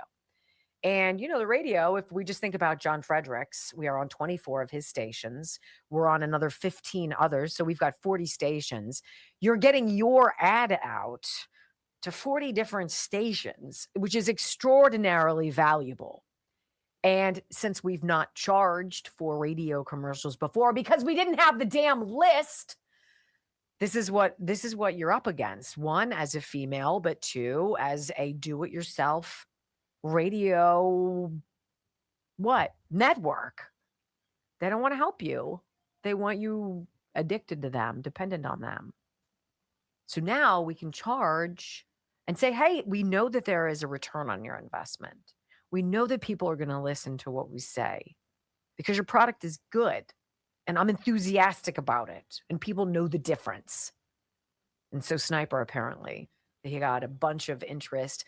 And it's all from people who've never gone to disinfectwithsniper.com before. So remember, 20% off Sniper all the month of August. Don't lose out. Get yours today, disinfectwithsniper.com. For new people in new markets to listen to that and to be like, yeah, I'm going to try that. That's gratifying to me because I use all of his products. Fantastic. What we need to do next is find a florist or a grower of flowers and create some kind of, I need flowers every single week in my studio. How about that? That's not off the table. What? What you talking about, Willis? I'm working on it. Are you? Yes. Tell me what you've done. And that's not off the table. From the person we were talking about before? Yes. Wait a minute, what? Why didn't I get told about this? I'm feeling greasy. Because there's things that go on behind the scenes that you don't know about. I know, I'm keenly aware of that. Look at that stupid look on your face. You like that too. Yeah. Mm-hmm. I have to bring my $4 value. Well, keep working on it. And I don't want to. Wow. Hold on, I need a little splash of sunshine here. Okay, here we go. Much better. Oh, by the way, Froggy is worried that I'm not good for my word. And I'm like, what? Froggy, I'm not done talking about my signed coins. Silver coins, silver 1 ounce coins from Texas Bullion Exchange, wendylovesgold.com. Hey, if you open a gold backed IRA, and this is where you're not exchanging money, you're not giving Wendy Loves Gold money and they're giving you coins. You're creating that in your portfolio, a gold backed IRA, which is going to continue to grow value until you're ready to use it. If you do that, this is what you get. You get this beautiful one ounce. I'm trying to see who's on it. There's significance to the image. There's an eagle on the back, and it sort of looks like kind of like Liberty, Lady Liberty on it, but it's not. Anyway, this is what you get. 855-927-5557. Froggy, I will save this for you. I told you I would. I would. Can I have the coin and you can send them the package? No. Oh. No. Oh, wait. Oh. Okay.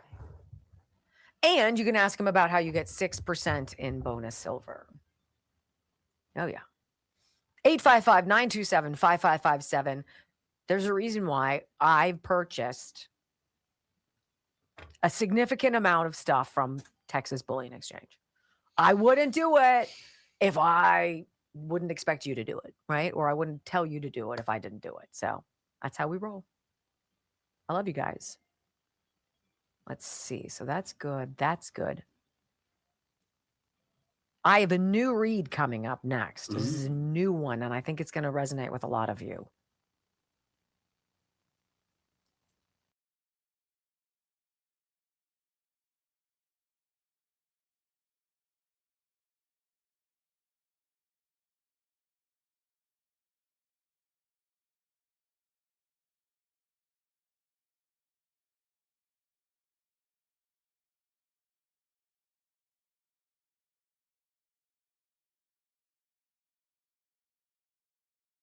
believe polls. What's the name of the babe in Iowa? Remember her? And Seltzer, I think it is. Gosh, you've got a good brain, Brock. I need you. Thank you. This woman has like an impeccable reputation, right? Her polling is right like 90% of the time, which is silly. And it was for the Des Moines, Iowa Register, I think. She was their pollster. And it was leading into what, 2024. And she put out that Kamala Harris was going to win, if I'm not mistaken. And then nobody with a functioning brainstem was like, yeah, that makes total sense. Everyone was like, what? What the heck are you talking about? The woman who cannot conjugate verbs, string together a sentence, needs to be chopped up and selectively edited a la 60 Minutes just so she sounds intelligible. The woman for whom they need to import child actors so that she can be around them pretending to look through a telescope and create some public service announcement that makes her feel even moderately warm or friendly or motherly. Right? That person. And Ann Selzer was like, she's gonna run away with it. It was the biggest joke ever. And we were like, wow. And then what happened? President Trump won, and she walked into the sunset and retired. What a terrible way to go out. Who got to you, Ann? What'd they give you? Are you a New York Times bestselling author now? That's usually how they compensate people, with that useless moniker now. Everybody's a New York Times bestselling author. It's like racism. If everything's racist, nothing's racist, right? Polling. Do you believe it? I look at it as my magic 8 ball, right? If I'm going to shake my magic 8 ball and I'm going to be like, hey, magic 8 ball, let's Kamala Broad. She's whack. She's not going to win, is she? That's how I view polling, okay? Entertainment, kind of fun to talk about. Well, they're very manipulative. Purposely so, of course. And this has been manipulated for centuries? Breitbart did this story, and I want to read it to you because there's a pollster. He's a Republican. I will say that out of the gates. Republican pollster says he finds support for Democrats is staggeringly overstated in the polling, which kind of makes me feel a little bit better because I look around and I judge this country. Right? I look around and I judge my community. And it's like 82% of my neighbors vote for a socialist whose number one job, she says, as she's running, is to jack up property rates, the taxes that we have to pay by like 54%. And they're like, yes, I love that. And I'm like, what? Are 84% of my neighbors the biggest morons? No. There's a lot of things that are being juiced to make it seem that the unelectable ideas in people are more digestible or palatable in some way. Please. So here's the headline. Breitbart.com, Republican pollster finds long-term trend of polls overestimating Democrats. An investigation of U.S. Senate polling shows 73% of surveys overstate the levels of support for Democrats. Wait, what? Let's try that again. We'll go back. An investigation of U.S. Senate polling shows 73% of surveys overstate the level of support for Democrats. How would that be? Patrick Ruffini, because it would be embarrassing if Democrats really found out. What's the percentage of faith and support or approval for Democrats in Congress? What is that, 8% now? Right? Patrick Ruffini, the co-founder of Echelon Insights, we've used his polls before, published the results of the deep dive into polling on Tuesday. The investigation looked at over 3,000 polls over the last 4 election cycles, and the greatest disparity occurs over the summer months. This is interesting. He says in the last few election cycles, we've seen a pattern of Democrats looking competitive in red state Senate contests during the summer, only to fade by election day. Who's doing that right now? James Tallarico, right? Against Ken Paxton in Texas. Oh, he seems really palatable. The guy who thinks God is non-binary. And if you, identify as a toaster, it should go on your driver's license. Really? He says, I wanted to test if this was a consistent pattern, Ruffini said, and not just some selective memory of a Republican. Okay, pretty fair. So the average polling error across all polls was D plus 3.7, and 73% of polls released overstated the Democrat relative to the election result. Against that's more than 3,000 polls, so that's hardly just statistical noise, Ruffini said. The pattern, according to him, is most pronounced during the summer. Polling error peaks at a nearly 6-point inflated edge for Democrats in late July and doesn't begin coming down until late in August. The investigation says polls settle into an average error of an added 2.6 edge for Democrats on Election Day. Why? Why do you have to lie? Why do you have to cheat? Why do you have to water? Why do you have to change the results? Like if I'm going to go out and I'm going to talk to 1,000 people and I'm going to ask them a question and I'm going to record their answer. If I don't get the result I want, should I then go just fiddle with it? You know, the way they did with all of the votes for President Trump in 2020. Remember how they stole votes from him and gave them to Biden and then just took away votes from him and went poof. Should you be able to do that? No. Of course not. Of course not. 3 races, right? 2020, 2022, and 2024 apparently illustrate this pattern. First is South Carolina's 2020 Senate race between late Republican Senator Lindsey Graham and Democrat Jamie Harrison. Ruffini cites a Quinnipiac poll showing a tied race between the two. And buoyed by a $57 million fundraising quarter, it seemed as if the race was neck and neck up until Election Day. Democrats look like they've had a good chance in red states before. A July 30th to August 3rd, 2020 Quinnipiac poll showing a tied race for South Carolina Senate kicked off a trend of neck and neck polls that continued almost until the very end. Graham would eventually win by 10. Indeed, all 3 of Quinnipiac's polls of that race showed statistical ties. And a CBS YouGov poll gave Graham just a 1-point edge in September. Does that make sense to you, or does that seem logical to you? Or is that fake polling, kind of like fake science, all of this? Let's talk about this now from Fox. We talked about it yesterday.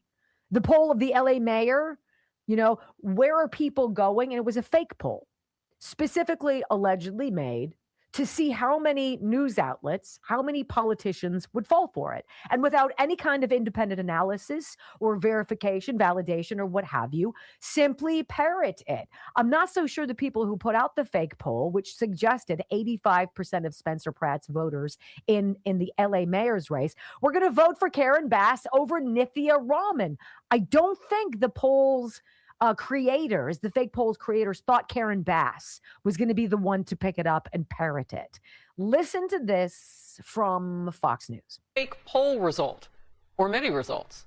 Think about how this might erode further voters' trust in political surveys. The opponent calling out incumbent Democrat Mayor Karen Bass for sharing a bogus poll without vetting it first. It showed Karen Bass far ahead of her radical left opponent, Nithya Raman. The company behind the poll has admitted to everything, saying it's not staffed by real pollsters and calls itself a, quote, short-term social experiment. Yeah, but people didn't know that. Senior national correspondent William Lajeunesse in Los Angeles with the actual, truthful, real details. William. Well, Harris, it was a great scam. And it worked. Now, we've worked in enough newsrooms to know how this happens. You have a legitimate-looking news release, a website, context, a timely story, and a lot of media picked this up, and millions of misled voters, unfortunately, paid the price. So here's what happened. A legitimate-sounding company puts out a poll showing L.A. Mayor Karen Bass leading Councilwoman Nithya Raman by 12 points. Well, that's plausible. But it also showed 85% of Spencer Pratt voters breaking for Bass. Well, that is a huge red flag, right? In no way would most Pratt voters support Bass. But the media loves polls. Many TV stations here locally, a major newspaper, published this entirely fabricated poll, and that was republished hundreds of times on social media. Now, when the LA Times called the polling company, it admits the whole thing is a hoax. Here's a quote.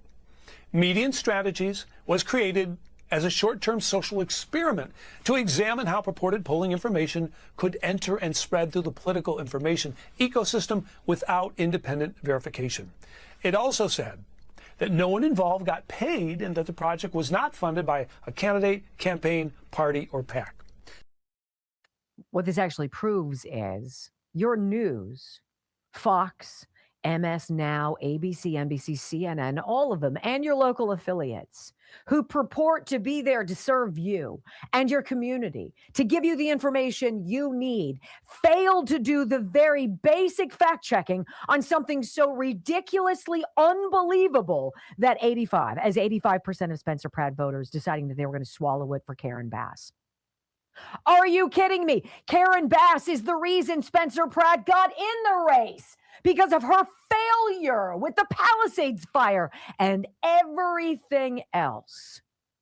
Unlike our Eastern Tennessee radio station I told you about in the monologue, that got wiped away in Hurricane Helene, that did everything that they could to claw back online so they could broadcast emergency information, so they could serve their communities.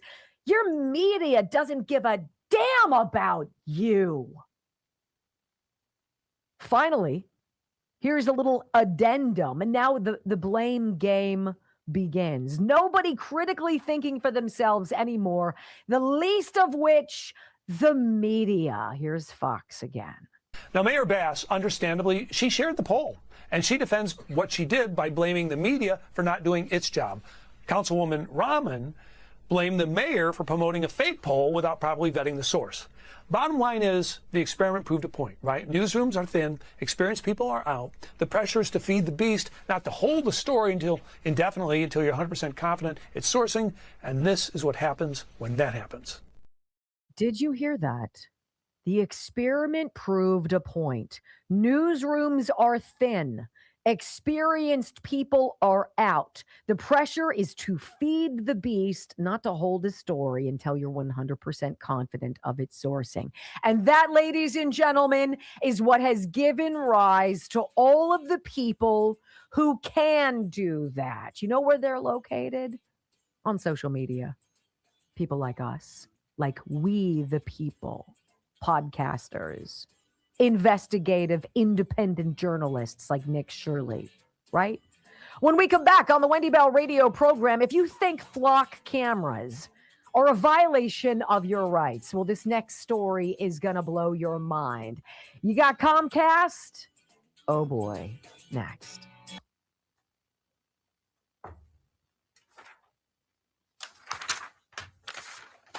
So Kelly Morgan, Morgane's Fitness, she's like, look, I'm having great success with these ads for the 90 Ignite program. I love that people are getting in touch with us. I love that they want to get back into shape, and they like this interaction wherever they live. We can connect online and we can go through this program 90 days. She helps you figure out what to eat and what not to eat, and also the exercises to do to accompany a lifestyle change. 90 days. It's on you.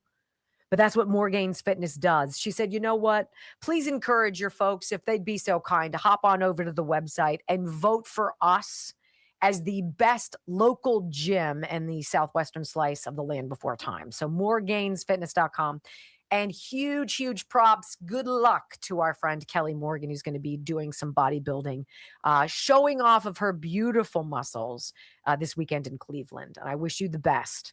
Though that skimpy little bikini, I would not be able to fill that out. I would keep it up at that point. Holy smokes. I mean, it's like a Shazam. Woo! Okay, also, I can tell you about the Simkovich family. I love Dr. and Stacy Simkovich. This is a husband-wife duo committed to taking people who've suffered traumatic brain injuries and concussions, things like even essential tremor, things like chronic headaches, and helping people fix their brains and fix their symptoms. So no more of the symptoms, no more of the darkness, no more of the feeling out of control of your life, no more shaking, no more suffering. And they do this quickly because they know how it works. So look, there's no cost for you to have a consultation with Dr. Simkovich. His wife, Stacy, runs the practice. Everybody who works for them has been there like for 20 years. So when you call, they can answer your questions. They can steer you in the right direction. And you feel like somebody gives a rip about you. SimkovichConcussionInstitute.com. And they fix people. They fix people. Heal people. 412-366-3700. 412-366-3700.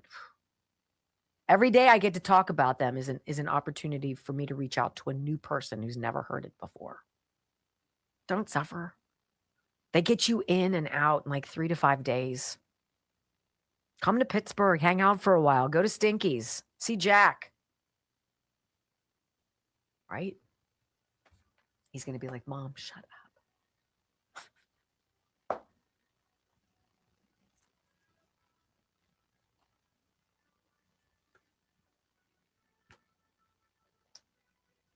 Polls, fake polls.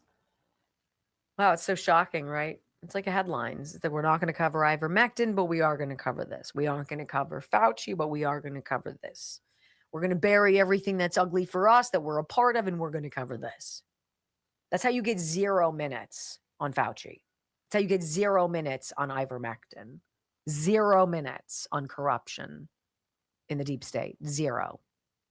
Well, you know this. Working in local newsrooms, they all have TVs of the other stations of what they're talking about. Follow the leader. Chase the leader. Someone puts up a breaking news, they start typing. I think if it really was an experiment, Joe hates how I say that word, experiment, then I think it's interesting how many people fall for it. And a reminder, major critical thought on these. Plus, if you've ever read into a poll, like found its actual data, you can hear how they ask questions.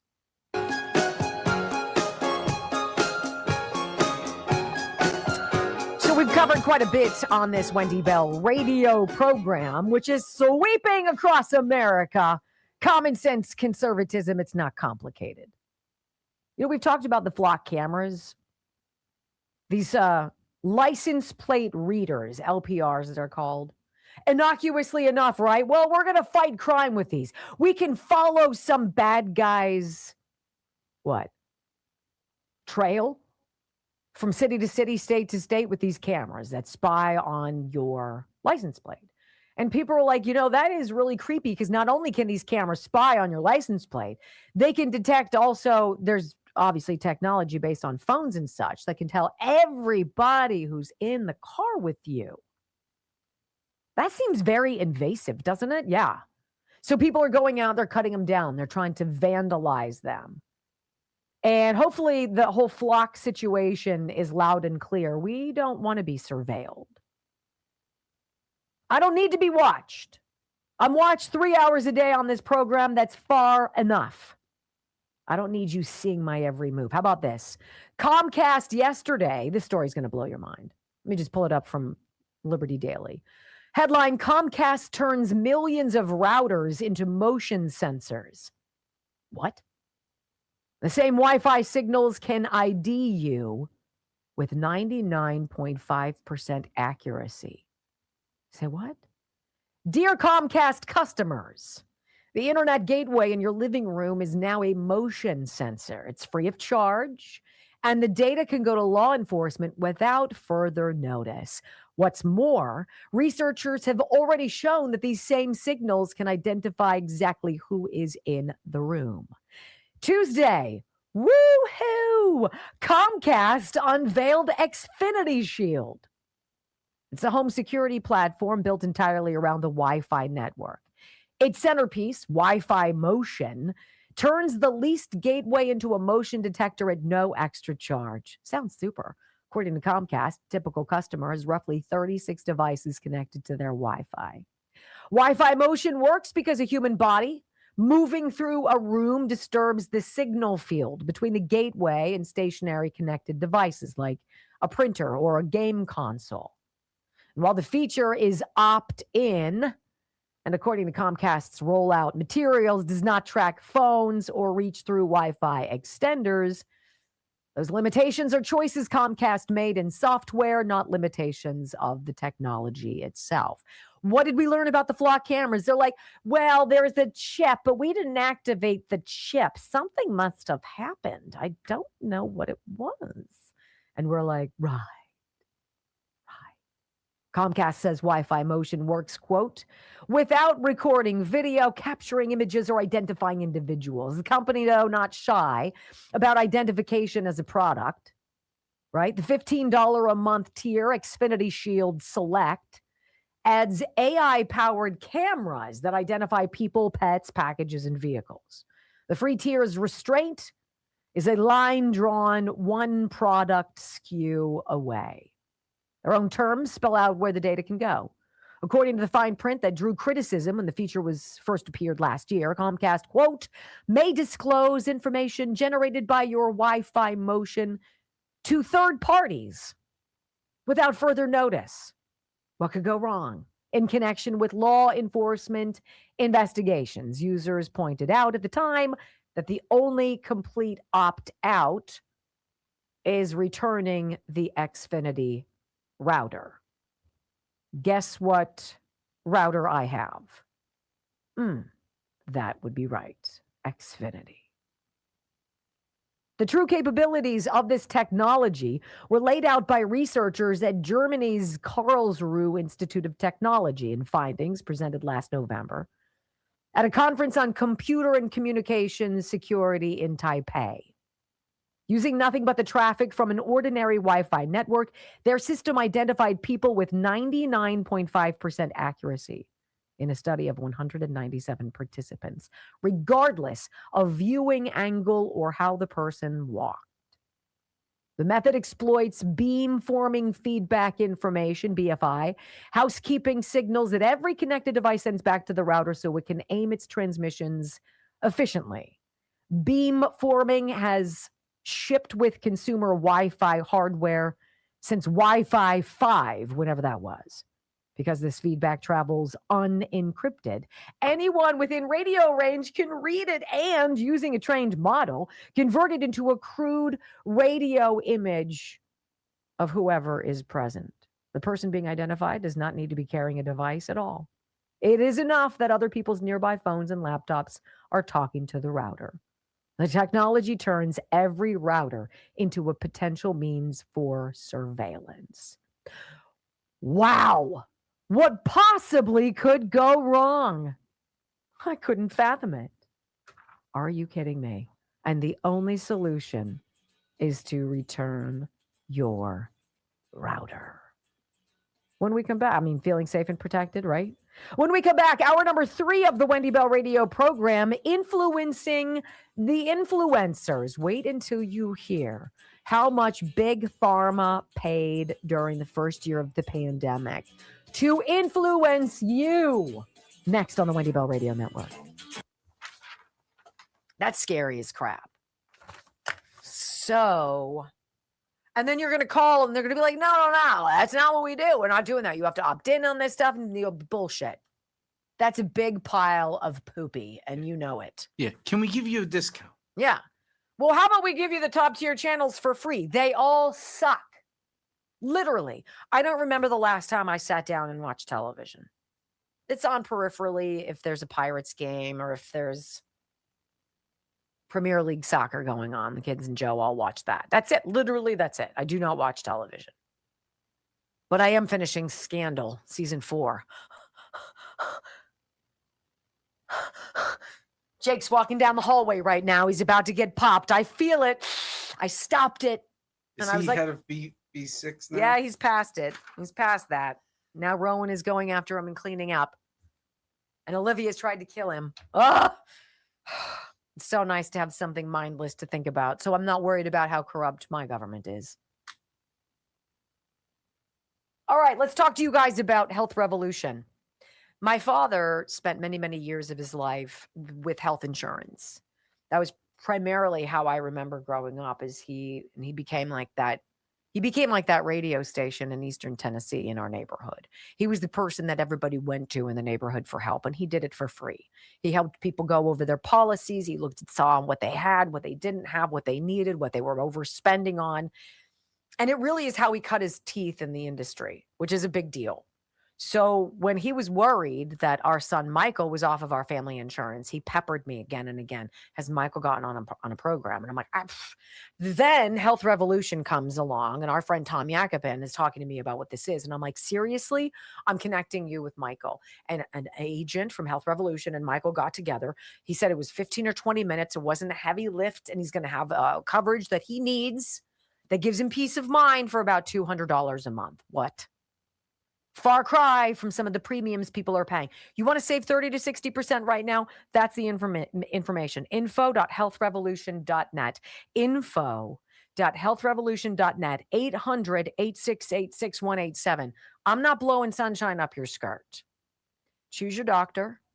No copays. Deductibles only if you are hospitalized. Don't pay for maternity care if you're a 26-year-old single man. Okay? This is what it is. If you're under the age of 65 and you're healthy, relatively healthy, you could save 30 to 60% on your insurance. You have nothing to lose, everything to gain. Call 800-868-6187. Write it down somewhere. You'll thank me at some point. You'll be like, I love me some Wendy Bell. And I'll be like, duh. I mean, right? Steel Toe Morning Show just ready to stream. Hey, let's go, babes. Where are you from? Tell us who you are. I'm interested. So that just means basically that they send their people over to us. Yes, what we do with JD. I think that's wonderful. 244 comments. I'm not going to joke with you. I'd like to conduct my own little social experiment. Can we get it up to 500? All right, here's a question. Name something that you wish Brock or I would create and develop for you in the Wendy Bell Radio Army that's unusual, unique, cool, fun that we haven't done. Is there something that you wish we did? Something that you wish we made? What do you think? Brock, do you have a question? What else? No. Give me another question. What do you think? I don't want to see the answers to those. I do. Because it's now. I know the first thing people are stickers, magnets. Are we working on that? I can't wait for our Dr. Fauci candles to come in. They're being worked on right now. I can't wait. We're going to reintroduce to the world not Saint Fauci, but Sinner Fauci. Yeah, and I'll find Dark Devil, Dr. Death Fauci. Oh, I see. Yeah, it's a great. Demanda created the picture, if I'm not mistaken, or did you do it? She did it. She did it. And it's just going to be great. Just going to be great. I'd love to know what you would like, what you think. Right? Man, I need It's been so long. haircut and color. Whew. You want earrings, Aunt Mel? No, you don't. Beer mugs. Really? See, you're putting it here. Thank you, Joneska. See, thank you, Joneska. Mugs are tougher than beer glasses. And our last beer glasses are nice, but they could be done better. How do you suppose? I like our beer glasses. I know. Well, that's what the candle's going to have on it. I'm burning mine every day, guys. It's one of those, we're going to order, 100 of them? And if they don't sell, I'll eat the cost just because. I'll eat it and I'll burn it. I'll burn it in my, who knows, maybe I'll make a fun little patio ambiance with a little burn in hell Dr. Fauci. What a jerk, right? Beer mug. See, I'm not a beer mug guy. I like a pint I glass. like a glass. Or I a like beer the can glasses glass. that we have now. I drink out of mine every single day. Yeah. I mean, you could get ones that I like the goblets for your higher octane beers that they put in. They're like shaped. Mm-hmm. With You got a some pretty stem. size, yeah. I like those. That's the one I got from. I Joe- got you one from Treehouse. Joe has a pewter mug, which is really cool. You put that in the freezer, it freezes your hand off. I'll tell you what. You'll be like, ah, So good, though. I wanted to make whiskey or bourbon balls, right? Ice balls, but just to get one made is so expensive. Kate was nice enough to have me one made because she thought it was cool that the first design I ever did got trademarked. And I think it cost like $75 just to have it done. Yeah.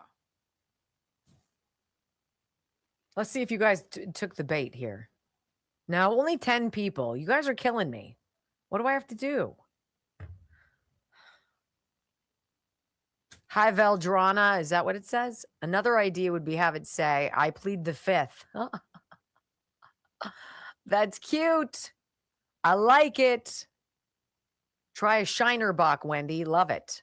I think I have. 5, 4, 3, 2, 1. Wendy Bell, America's anchor mom, fighting for America 1 hour at a time. Welcome to the family. She once hosted a 3-hour show in just 15 minutes. She once intimidated the Electoral College to audit itself. Her monologues are so sharp, they're considered a concealed carry weapon. Fact-checker sites routinely issue her a retraction a week in advance.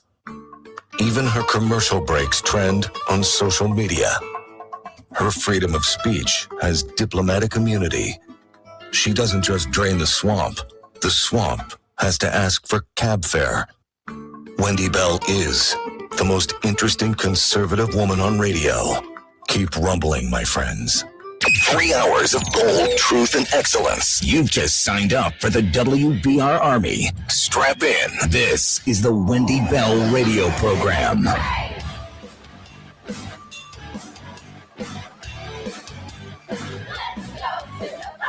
Welcome back. Hour number 3 of the Wendy Bell radio program is live. You know, do you think it's fair to say that most of us, if not all of us, are profit-oriented?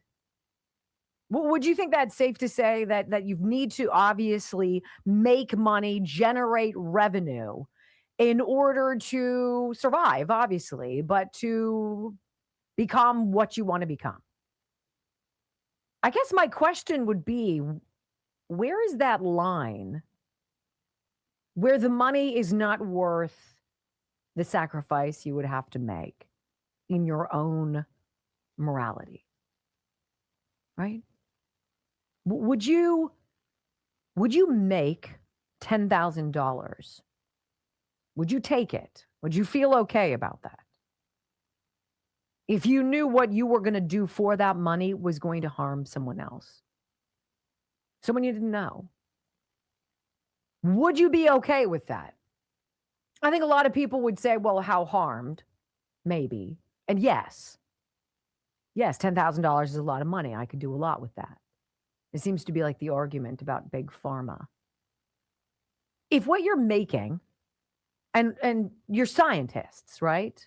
And these big pharmaceutical companies, if what you're making is so terrific, why do you have to spend billions of dollars trying to tell everybody to get it? We'd all want to get it. Like the way we kind of want to get ivermectin. No, it's not kind of. I want to get it. They push all of these things on us. And you see them in the news. You see them, look at any magazine, look at any television show, and listen to the commercials. Guaranteed, at least 2 every commercial break are from Big Pharma.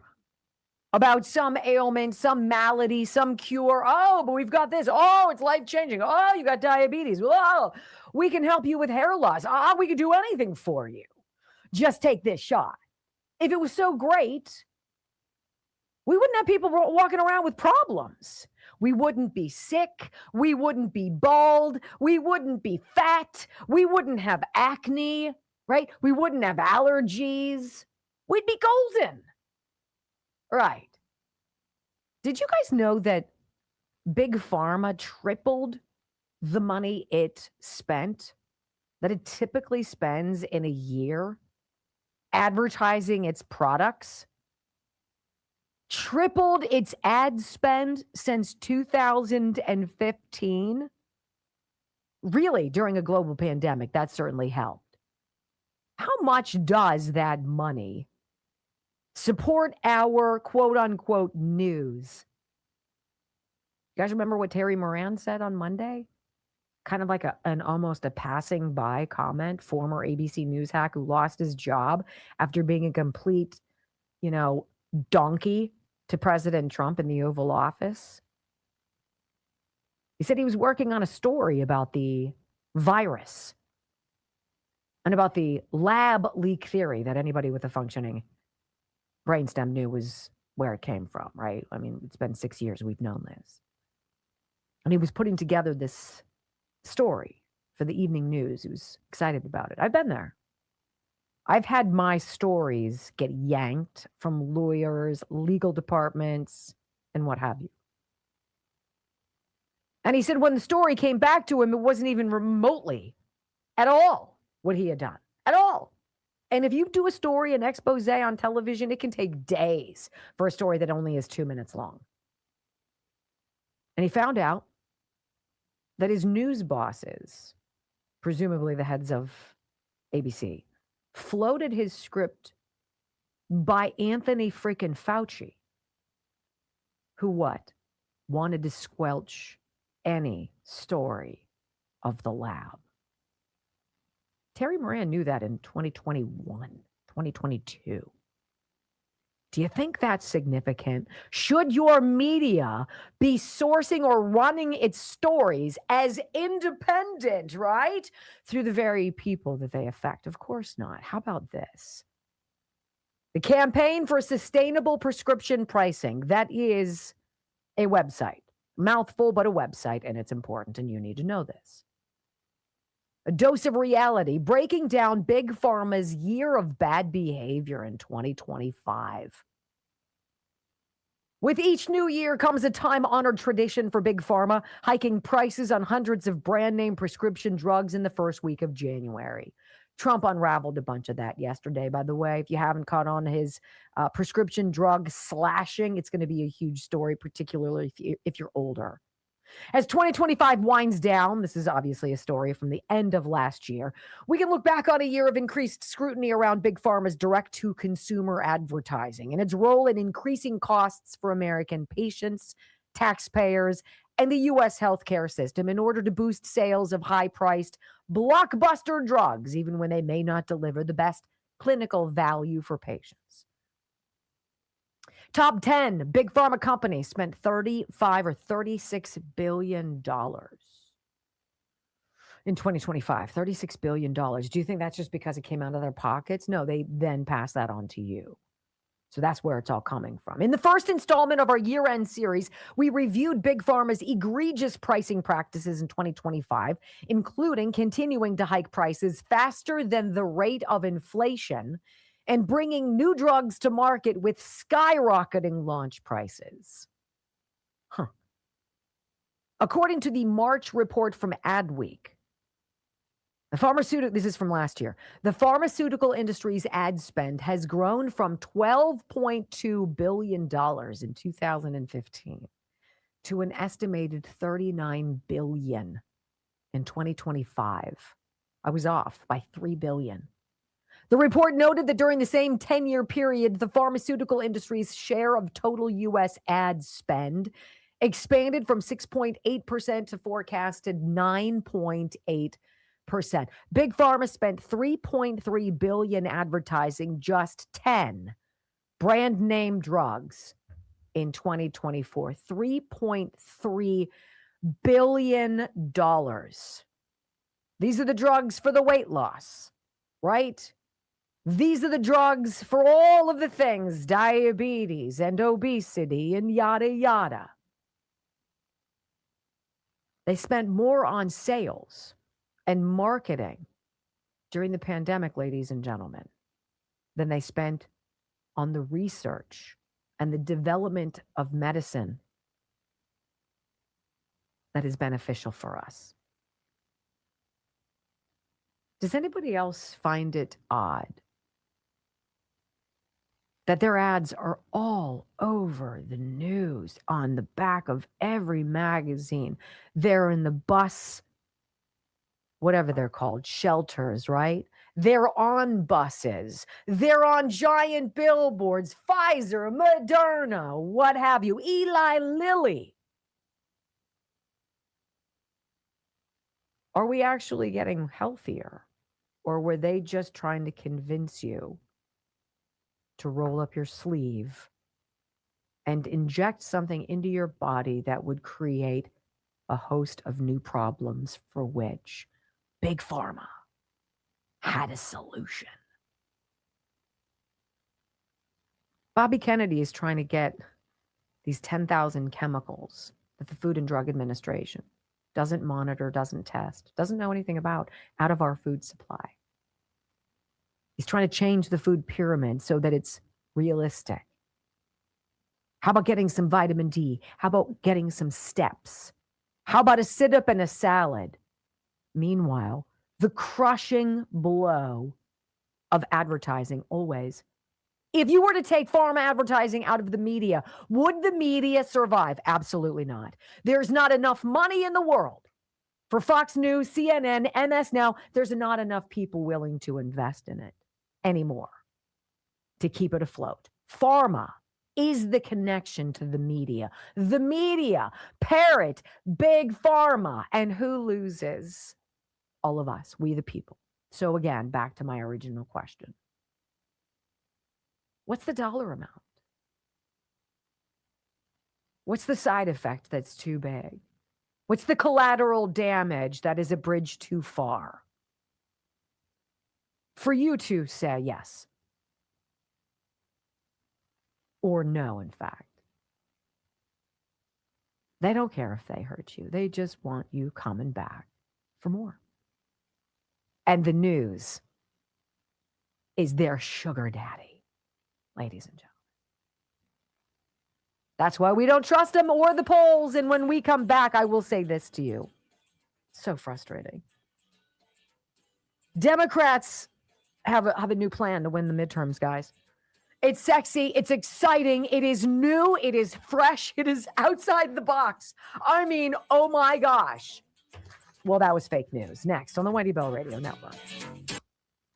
The 10 drugs, right? That statement was brought to you by Pfizer. And brought to you by Pfizer. AbbVie spent $11 billion on sales and marketing in 2020 compared to $8 billion on research and development. Pfizer spent $12 billion on sales and marketing compared to $9 billion on research and development. They're spending more to make you take it. It's safe and effective. And you're going to hear how that ends up in the media in the next segment after this. All right. Uh-oh. What? We might have to change the candle. Why? So I'm putting you on the spot. For shape-wise, are you okay with this? For shape? Yeah, so the way it fits the candle, it has to be formatted different. Sure. Would you change anything? No. Okay. I'm not like a vision like that. Well, let me tell you about Dr. Stephen Gundry and his drink that I have been drinking, and I'm off of it for this month, and I miss it. I will honestly tell you, I miss drinking thehealthyfat.com/Wendy. I miss Dr. Gundry's drink mix because it's one of the easiest things that you can do. You're already drinking water. We're supposed to drink multiple glasses a day. But it's just a drink mix where you put in a scoop into your water, you shake it up, and then what happens to you is you find that you're not hungry for a huge chunk of time. And to me, 5 or 6 hours is a pretty significant chunk of time. That allows you to skip a meal without being ravenous. That allows you to ignore food cravings because they don't come around. The noise that pesters you and derails your weight loss plans doesn't happen. That's my experience when I drink Dr. Gundry's The Healthy Fat. It's an affordable thing to do. It's a healthy thing to do. And he lost 70 pounds doing it. Dietary supplement. I think you're going to love it. I love the flavors. The blueberry's great, but the raspberry's fantastic. The watermelon lemonade. Once you start it, you'll be like, that's what I want. If you like soda pop, you're going to like this instead. Honestly, it's delicious. Thehealthyfat.com/Wendy. You're going to get 20% off your first order if I'm not mistaken. And there is a video that you need to watch before you can get to the page. If you decide to buy it, the video, though, is worth the price of admission. I love when a cardiothoracic surgeon who's done all of the research and has the white papers puts it out for you in a video that tells you what you're doing is probably not working for you. And it's a bunch of food choices that you would not have thought about. thehealthyfat.com/Wendy. So I have the recipe. You do? Kate responded to me, I do it by taste. I hate people like that. And I'm like, well, you have to figure out the I do measurements too, I do because too. people have asked. Yeah. And one of those, a teaspoon of quality yellow mustard, in quotes. I use what JJ and Penny gave me from Germany. Right? Everybody needs a JJ and Penny World Travelers. So people said a cookbook, which we had talked about in the past. That seems like a lift. What would you want in it? Food. What, like your favorite meals, the stuff that you've cooked? I still have a bunch of listeners' recipes. We could do a healthy section. We could. Let me kick it around. It seems like an inordinate pain in the keister, considering he can't even proofread Bad Joke Friday. Holy. Can you imagine all the errors that would happen? It'd be like, wow.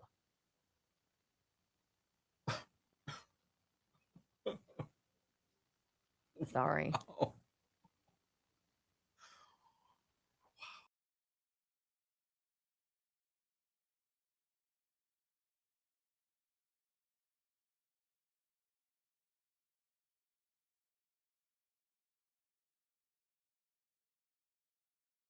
Nifty new idea by the Democrats on how to win back control of the House and maybe even flip the Senate over to the D column.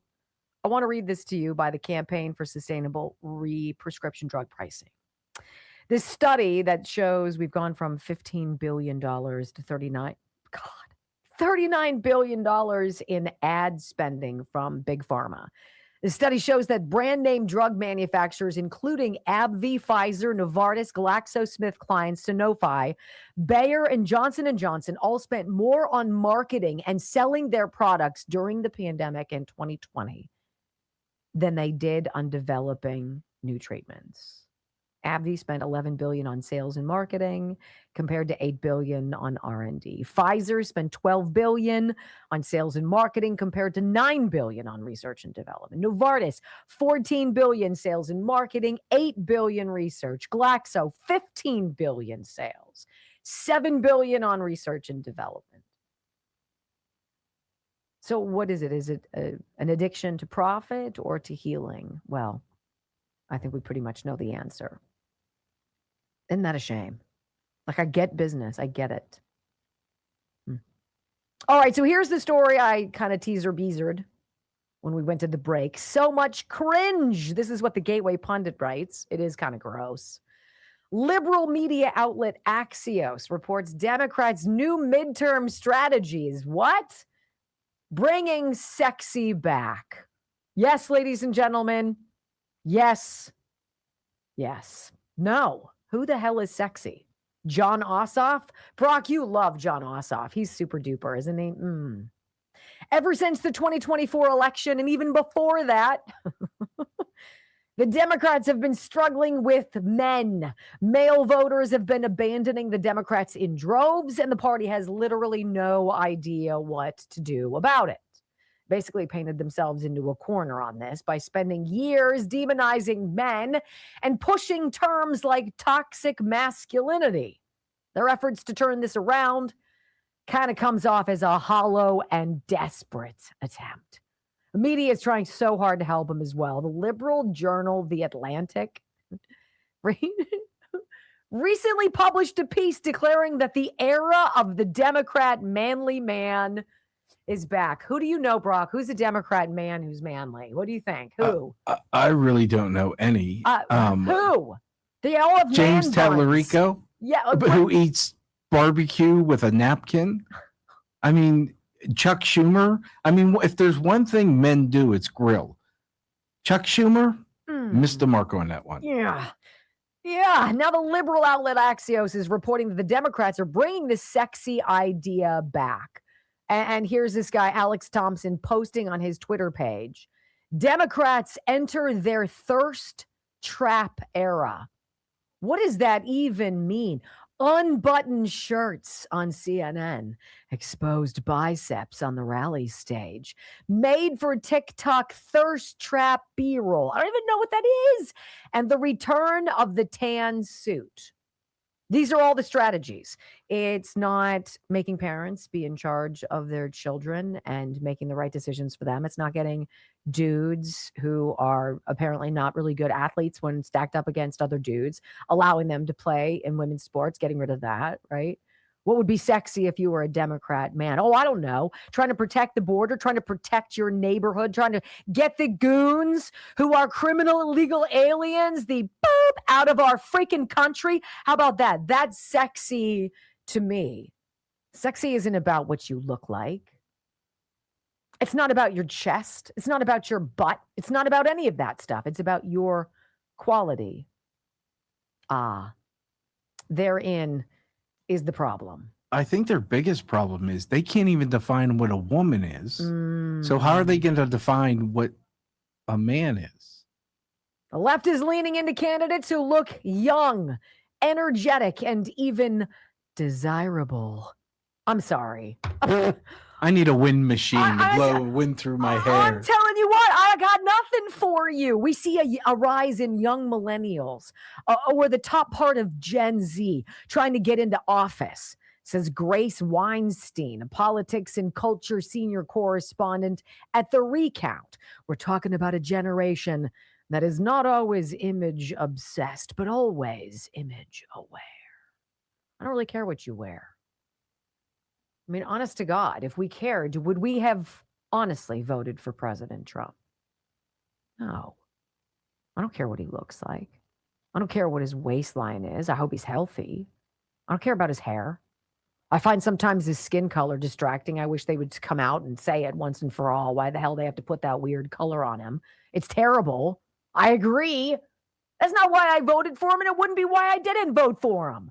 Ideas, substance, character, morality, class, concern, authenticity, and honesty. Look, you can put lipstick on a pig, y'all. Still a pig. Try as you might, ladies and gentlemen of the left. I'll tell you what, if you trot out Pete Buttigieg with his lumberjack gear on and that stupid beard, and you think all of a sudden I'm not going to think of him as a giant loser who shafted East Palestine, Ohio, you got another thing coming. When we come back on the Wendy Bell radio program, oh my gosh, this is my favorite segment of the day. The world will never forget what they said and what they did. A mashup of all of the COVID era finger wagging, but 3 really delicious clips. Next on the Wendy Bell Radio Network. This is the one that you guys are going to want to be interested in soon. We are probably, 2 months away from when we start kicking up into the flu and cold season.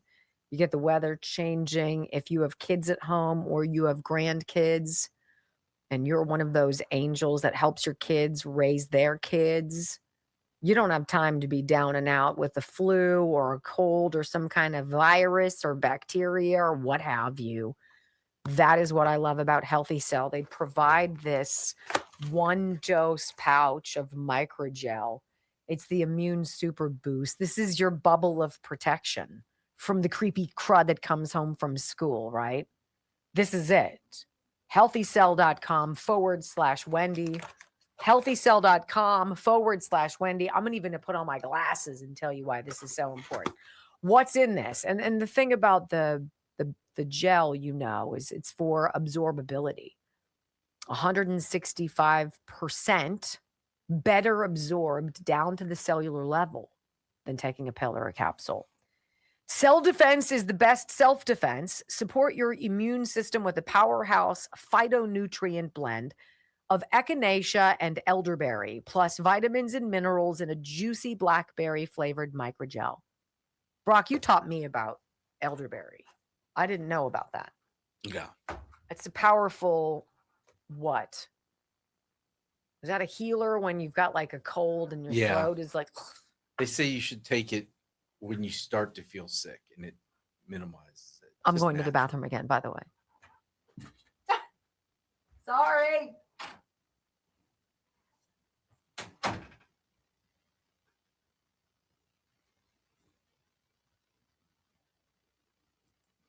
So I don't know about the cookbook. I'll have to think about that.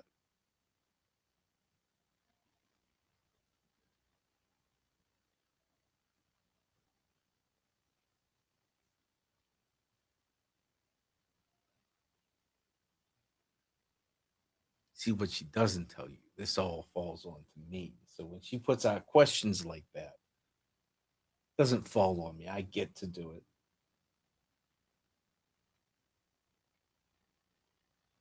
I like the I like the rocks glasses. A couple people plead the fifth on a rocks glass, but it's the whole thing of like, I don't know how much I really want, because you want to put your logo on it, and since we really never plead the fifth, and I don't really want to make stuff with Fauci's photo on it. The Burn in Hell candle is perfect. I don't know about putting other stuff with him on it. Berto, I will have to go back and look. I can't scroll all these things at once.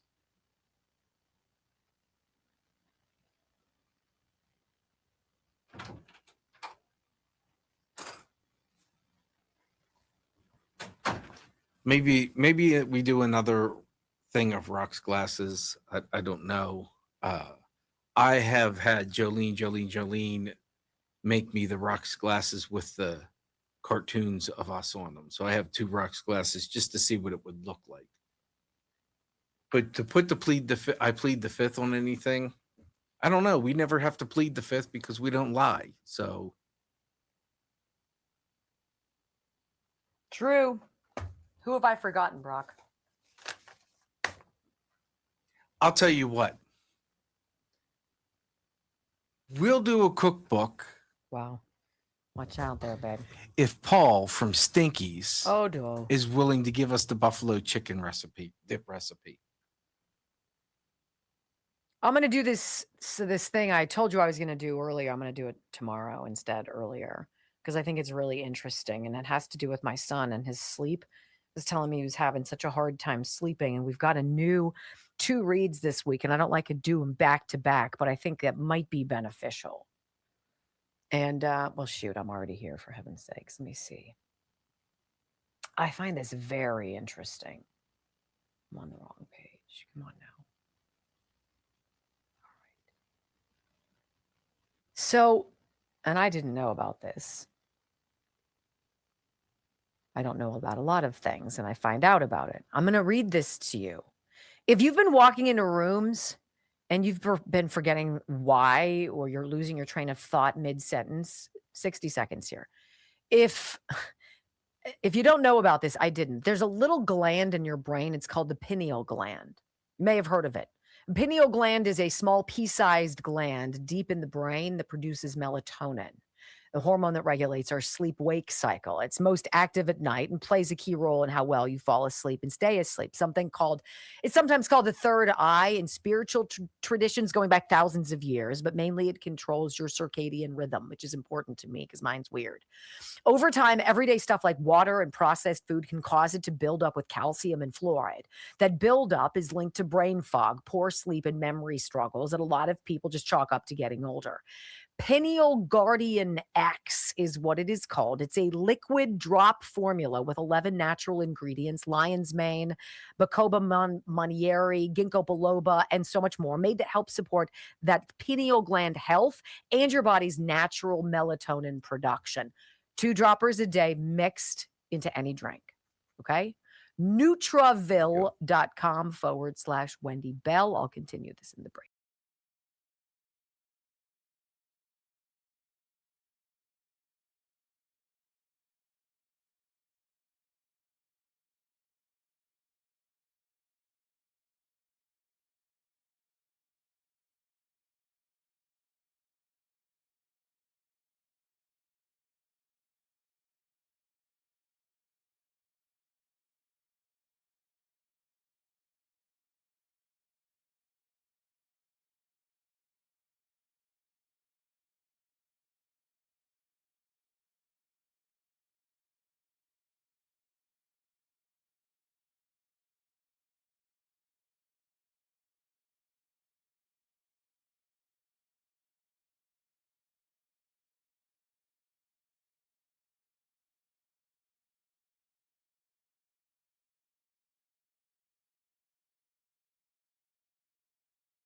This segment is my most favorite of the day. It is the most aggravating, but it's something that the left, the deep state, the people who've been in charge, the people who've lied to us, the people who implore us to trust the science, the people who've become billionaires after pushing bad crap on us, the people who lied, who covered it up, who created smoke screens, called us conspiracy theorists, vaccine deniers, flat earthers. We can't ever forget. Never, ever, ever forget. I know my children won't ever forget. 5 young men in Generation Z, they'll never forget what these people did to us. And there's a video out right now, and it's absolutely freaking amazing. And I wanted to cut down some of it for you. Brock did for me, which is great. This video perfectly epitomizes mass formation. What is that? This is that group hypnosis where there's almost this loss of ethical self-awareness and an ability to think critically. That's what happened. How many people did that to you? Stay away from me. I don't want to talk to you. If you're not vaccinated, you're not a friend of mine. How dare you? It's for the greater good. How selfish are you? And we watch them vilify how many people in the court of public opinion, right? This is why trust in doctors is at an all-time low, ladies and gentlemen, and it will not be restored until I don't know what. There's no apology that's going to make it better. Like, oh, yeah, sorry about that. We probably shouldn't have done that. Because it's so much deeper than this. So we're going to start with this mashup, which is brilliant, remembering how the media, the politicians, scientists, and experts all said the exact same thing over and over again. It's almost like Big Pharma's money was getting its money's worth. Listen. We want to make sure that people can discern the truth from the misinformation. And we want to make sure that everyone understands that no one's safe till everyone's safe. No one is safe. No one is safe. No one is safe. No one is safe. No one is safe. Nobody's safe. No one is safe. Nobody is safe. This is a post 9/11 axiom. Safer, but not yet safe. No one is safe. No one is safe. No one is safe. No one is safe from COVID-19 until everyone is safe. If the whole world isn't safe, none of us are safe. No one is safe. No one is safe. Nobody is safe until we're all safe. Health experts have been saying nobody is safe. Nobody is safe until everybody is safe. Nobody is safe. The science is clear. None of us are safe. There is no safety. No one is safe. No one is safe. No one is safe. No one is safe until everyone is safe. No one's safe. Nobody is safe. Nobody's safe. No one's safe. We'll never be safe until we're all safe. We are never going to be safe. 99.5% of people are safe and will survive COVID-19. The only positive thing out of this is we should be able to manufacture a lot of vaccines, and nobody will be safe if not everybody is vaccinated. You don't have a choice. As long as not everybody is vaccinated, nobody will be safe. Normalcy only returns when we've largely vaccinated the entire global population. So get the vaccine. You need to get vaccinated, and if you don't, you are going to die. I know you're vaccinated. You're the smart ones, but you know there's people out there who aren't listening to God and what God wants. You know who they are. The unvaccinated people. My message to unvaccinated Americans is this. If you are the unvaccinated, you are the problem. You're the Condemn them, shame them, blame them. The only people that you can blame are the unvaccinated. Frankly, we can't trust the unvaccinated. They should not be part of polite society. Lunatics who won't take COVID vaccines walking around lawfully unvaccinated? That's psychotic. If you're willing to walk among us unvaccinated, you are an enemy. You have no right not to be vaccinated. You don't have the right to contaminate someone else. You can't go around pointing a gun in somebody's face, which is what it is when people are unvaccinated. They are all idiots and losers. This is a real movement in this country against the unvaccinated. Jennifer Aniston is cutting non-vaccinated people out of her life. The unrepentant, unvaccinated. They should be removed from the hospital. Those who refuse to be vaccinated should be denied health care. Vaccinated person having a heart attack? Yes, come right on in. We'll take care of you. Unvaccinated guy, rest in peace, Wheezy. Some doctors are saying they'll refuse treatment for people who choose not to get the shot. Why are hospital and ICU resources going to them? Morons who will not get the shot. The unvaccinated clowns. Idiots who think that they can do their own research. Don't do any of your own research. Doing your own research is associated with conspiracy theory circles. This go-it-alone approach, doing your own research, that can have serious consequences. You should get prison time for even questioning the vaccines. Can we all stop saying, I need to do my own research? That phrase, do your own research, is 4 words, 4 little words that are hurting America. Doing your own research hurts America. Everybody has a supercomputer in their hand that empowers them to do their own research, and that's the problem. You must not do your own research. I need to do my own research. I don't understand what that means. I'm doing my own research. You can't do your own research unless you're a scientist. Do your own research. Maybe you've told yourself you're playing it safe. You just want to wait and see since this is a new vaccine.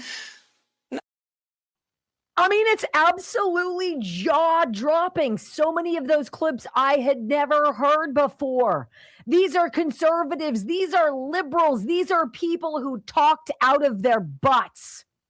And they parroted the talking points Big Pharma gave to their news bosses, which is why Terry freaking Moran's story got 86th by Tony Fauci.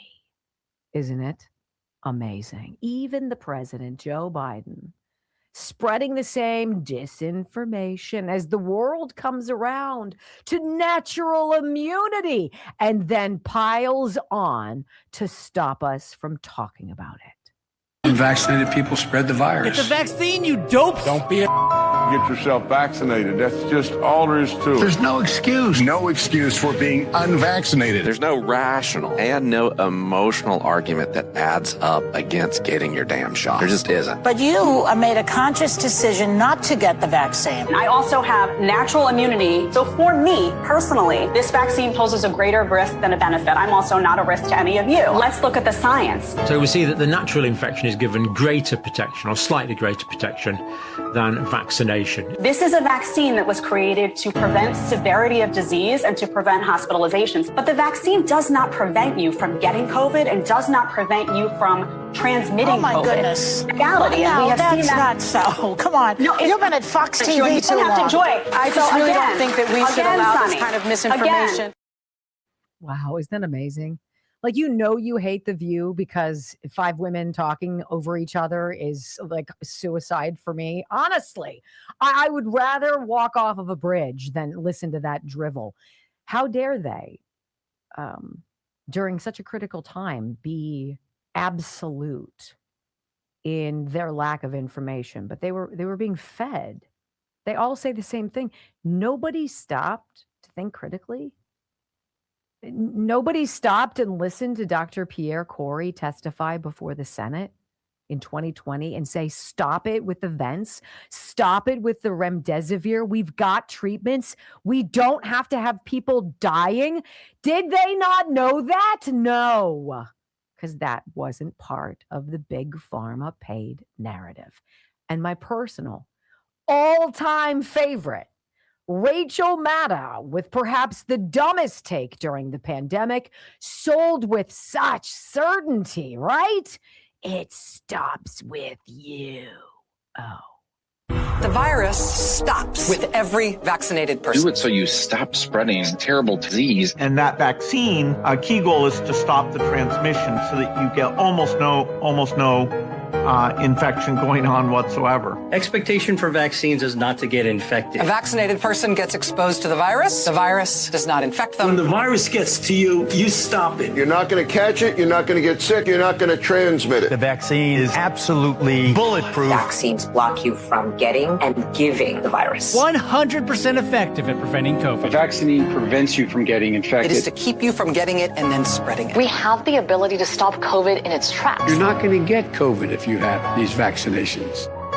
Biden tests positive for COVID-19. When people are vaccinated, they can feel safe that they are not going to get infected. Dr. Fauci tests positive for COVID-19. Vaccinated people do not carry the virus, don't get sick. CDC director tests positive for COVID-19. Get your vaccine. Pfizer CEO tests positive for COVID. Pfizer CEO tests positive for COVID again. CDC director tests positive for COVID again. Fauci tests positive for COVID again. Joe Biden tests positive for COVID again. Cases up 258%. The majority of these cases are among the vaccinated. And this area is the most vaccinated part of Massachusetts. So many fully vaccinated people are testing positive. So people here are a bit angry. We are all really concerned about what this means long term. I was vaccinated and I got COVID, and almost everyone we know with vaccinations had at least one bout of it. Our vaccines work better than we could have possibly hoped they would work. Remember all of that? These people who told you with such domination almost. And then it became sanctimonious. Then it became arrogant. And then they became demanding. And the knives came out for people who just simply said one word. No. I don't know you. I don't trust you. I don't believe you. And I don't know. And I'd rather be on the side of I don't know than on the side of all of you saying the exact same thing. It's always the tip-off, right? It's like that public service announcement they had all the news babes do. And all of them say the same darn thing. All about disinformation. There's a lot of disinformation going on. Be very careful about disinformation going on. Well, the disinformation was the actual common sense thought process that was going on. And they don't want you thinking. They want you sick. Isn't that awful? Isn't that awful? It's just terrible. Only to be outdone in this brief moment of time. You guys ever seen Here's Johnny from Jesse Waters' show? The guy who walks out and does all the man on the street interviews. This one's brilliant. He's on the beach with a bunch of kids. Young adults, we'll call them. Very basic civics questions. Let's see how America's youngest generation that can vote, how they handle it. Next on the Wendy Bell Radio Network.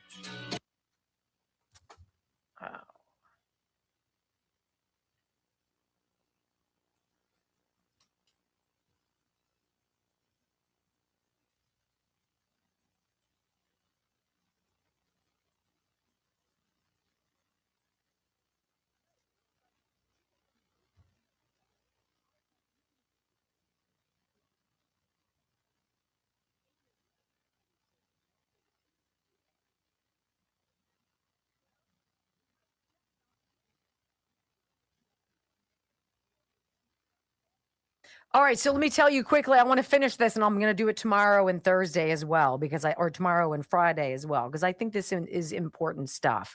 I had no idea that you could actually, the things that you eat and the stuff that you drink can actually put sort of like a cover, like a coating, like a sheath around this pineal gland, which is basically, it controls your circadian rhythm. So if you're getting bogged down with stuff that's clogging this gland, is that possible why you feel like you're 1,000 years old and you don't sleep and you forget where you're going and what you're doing, and why I opened up the refrigerator and found a box of tissues in it? That's a real story. I'm going to blame Joe, not myself, because I'm pretty sure it was him, but I don't know. That's what I'm talking about. It's called Nutriville.com. Nutriville is this product. Nutriville.com/Wendy Bell. And they're going to give you, 41% off. And then looks like an extra 15 with our name.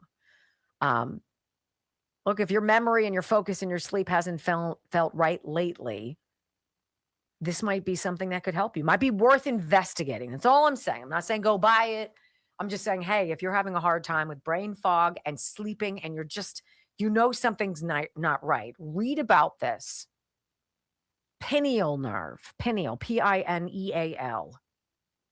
Pineal. It's crazy. Very crazy.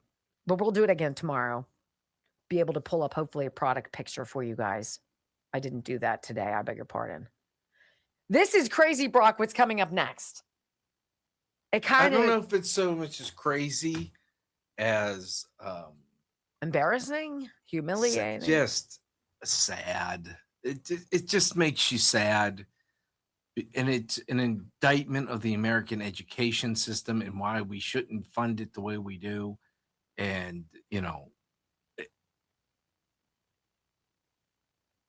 how embarrassing for the parents of these kids. See, literally, Johnny goes onto the beach, and the girls and the guys are cute. They've got great bods, very cute, pretty kids, and dumber than stones.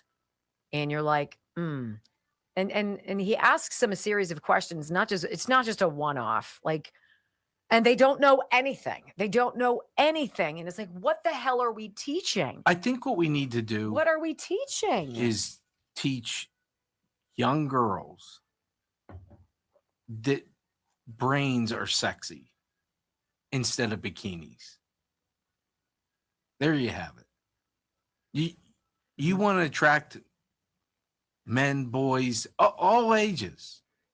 Be smart. That'll get them every time. Be smart and be yourself. Yeah. Don't do it. I see this one. I saw it when we went to Clemson. And there's some element of that at Tennessee, too, where all the girls look alike. They all dress alike. And you're like, you can be you. We like you. I remember I went to college and I wore cowboy boots with shorts. And people were like, what? That's a great look. Hey, I was from California. I didn't care what people thought. Right? I didn't.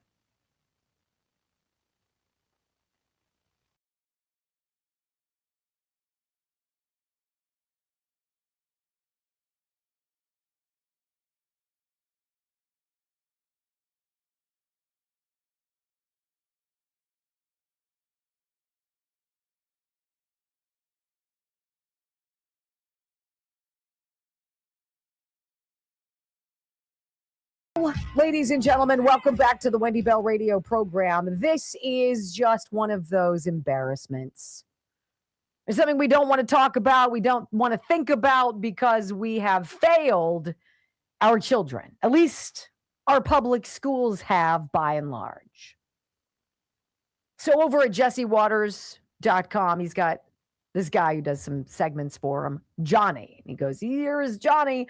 And he goes out into the street and he does whatever. He went into some protests and asked people what they were protesting for. What do you stand for? Of course, they couldn't iterate what they wanted to say or what they were standing for. This is different. This is Johnny on the beach asking some very basic history lessons, some very basic civic lessons of America's young voters. All right. These are all very attractive, very fit, healthy looking young people who sound dumber than a box of hair. Here you go, number one. Who is Donald Trump's vice president? Am I supposed to know this? Couldn't tell you. Don't pay attention. I couldn't tell you. J.D. Vance. Vice president. I don't know. J.K. Rowling. You're a wizard, Harry. Name the 3 branches of government. I don't know why I chose to do this. Oh God, I'm bad with all this. Congress and conservative. Republican, Democrat. Judicial, legislative. Executive. Give me a hint. I don't know. Jewish? This whole thing's off the rails. You're not going to be able to even air this. What is the First Amendment of the Constitution? I have no idea. I'm allowing you to do it right now. Oh, free will. I got nothing. Freedom of speech. I need help. I need help. I need help. What is the Second Amendment of the Constitution? The right to vote? I don't know. I have no idea. You have two of them. This is a trick question. I don't know. Bear arms. You packing? The right to go places. Oh my gosh. Can we have a conversation with America's daughters? Brock, you said this in the break. What did you say? Because it's vital. I think if young women would just realize that brains are sexy, not the bikini they're wearing. Brains over the bikini. How about taking responsibility for being an adult, right? Johnny continues asking the basics about the high court. Listen. How many Supreme Court justices are there? 20. 101. Lower. 55. 13. 7. Higher. 8. 9. Name a justice. What do you mean?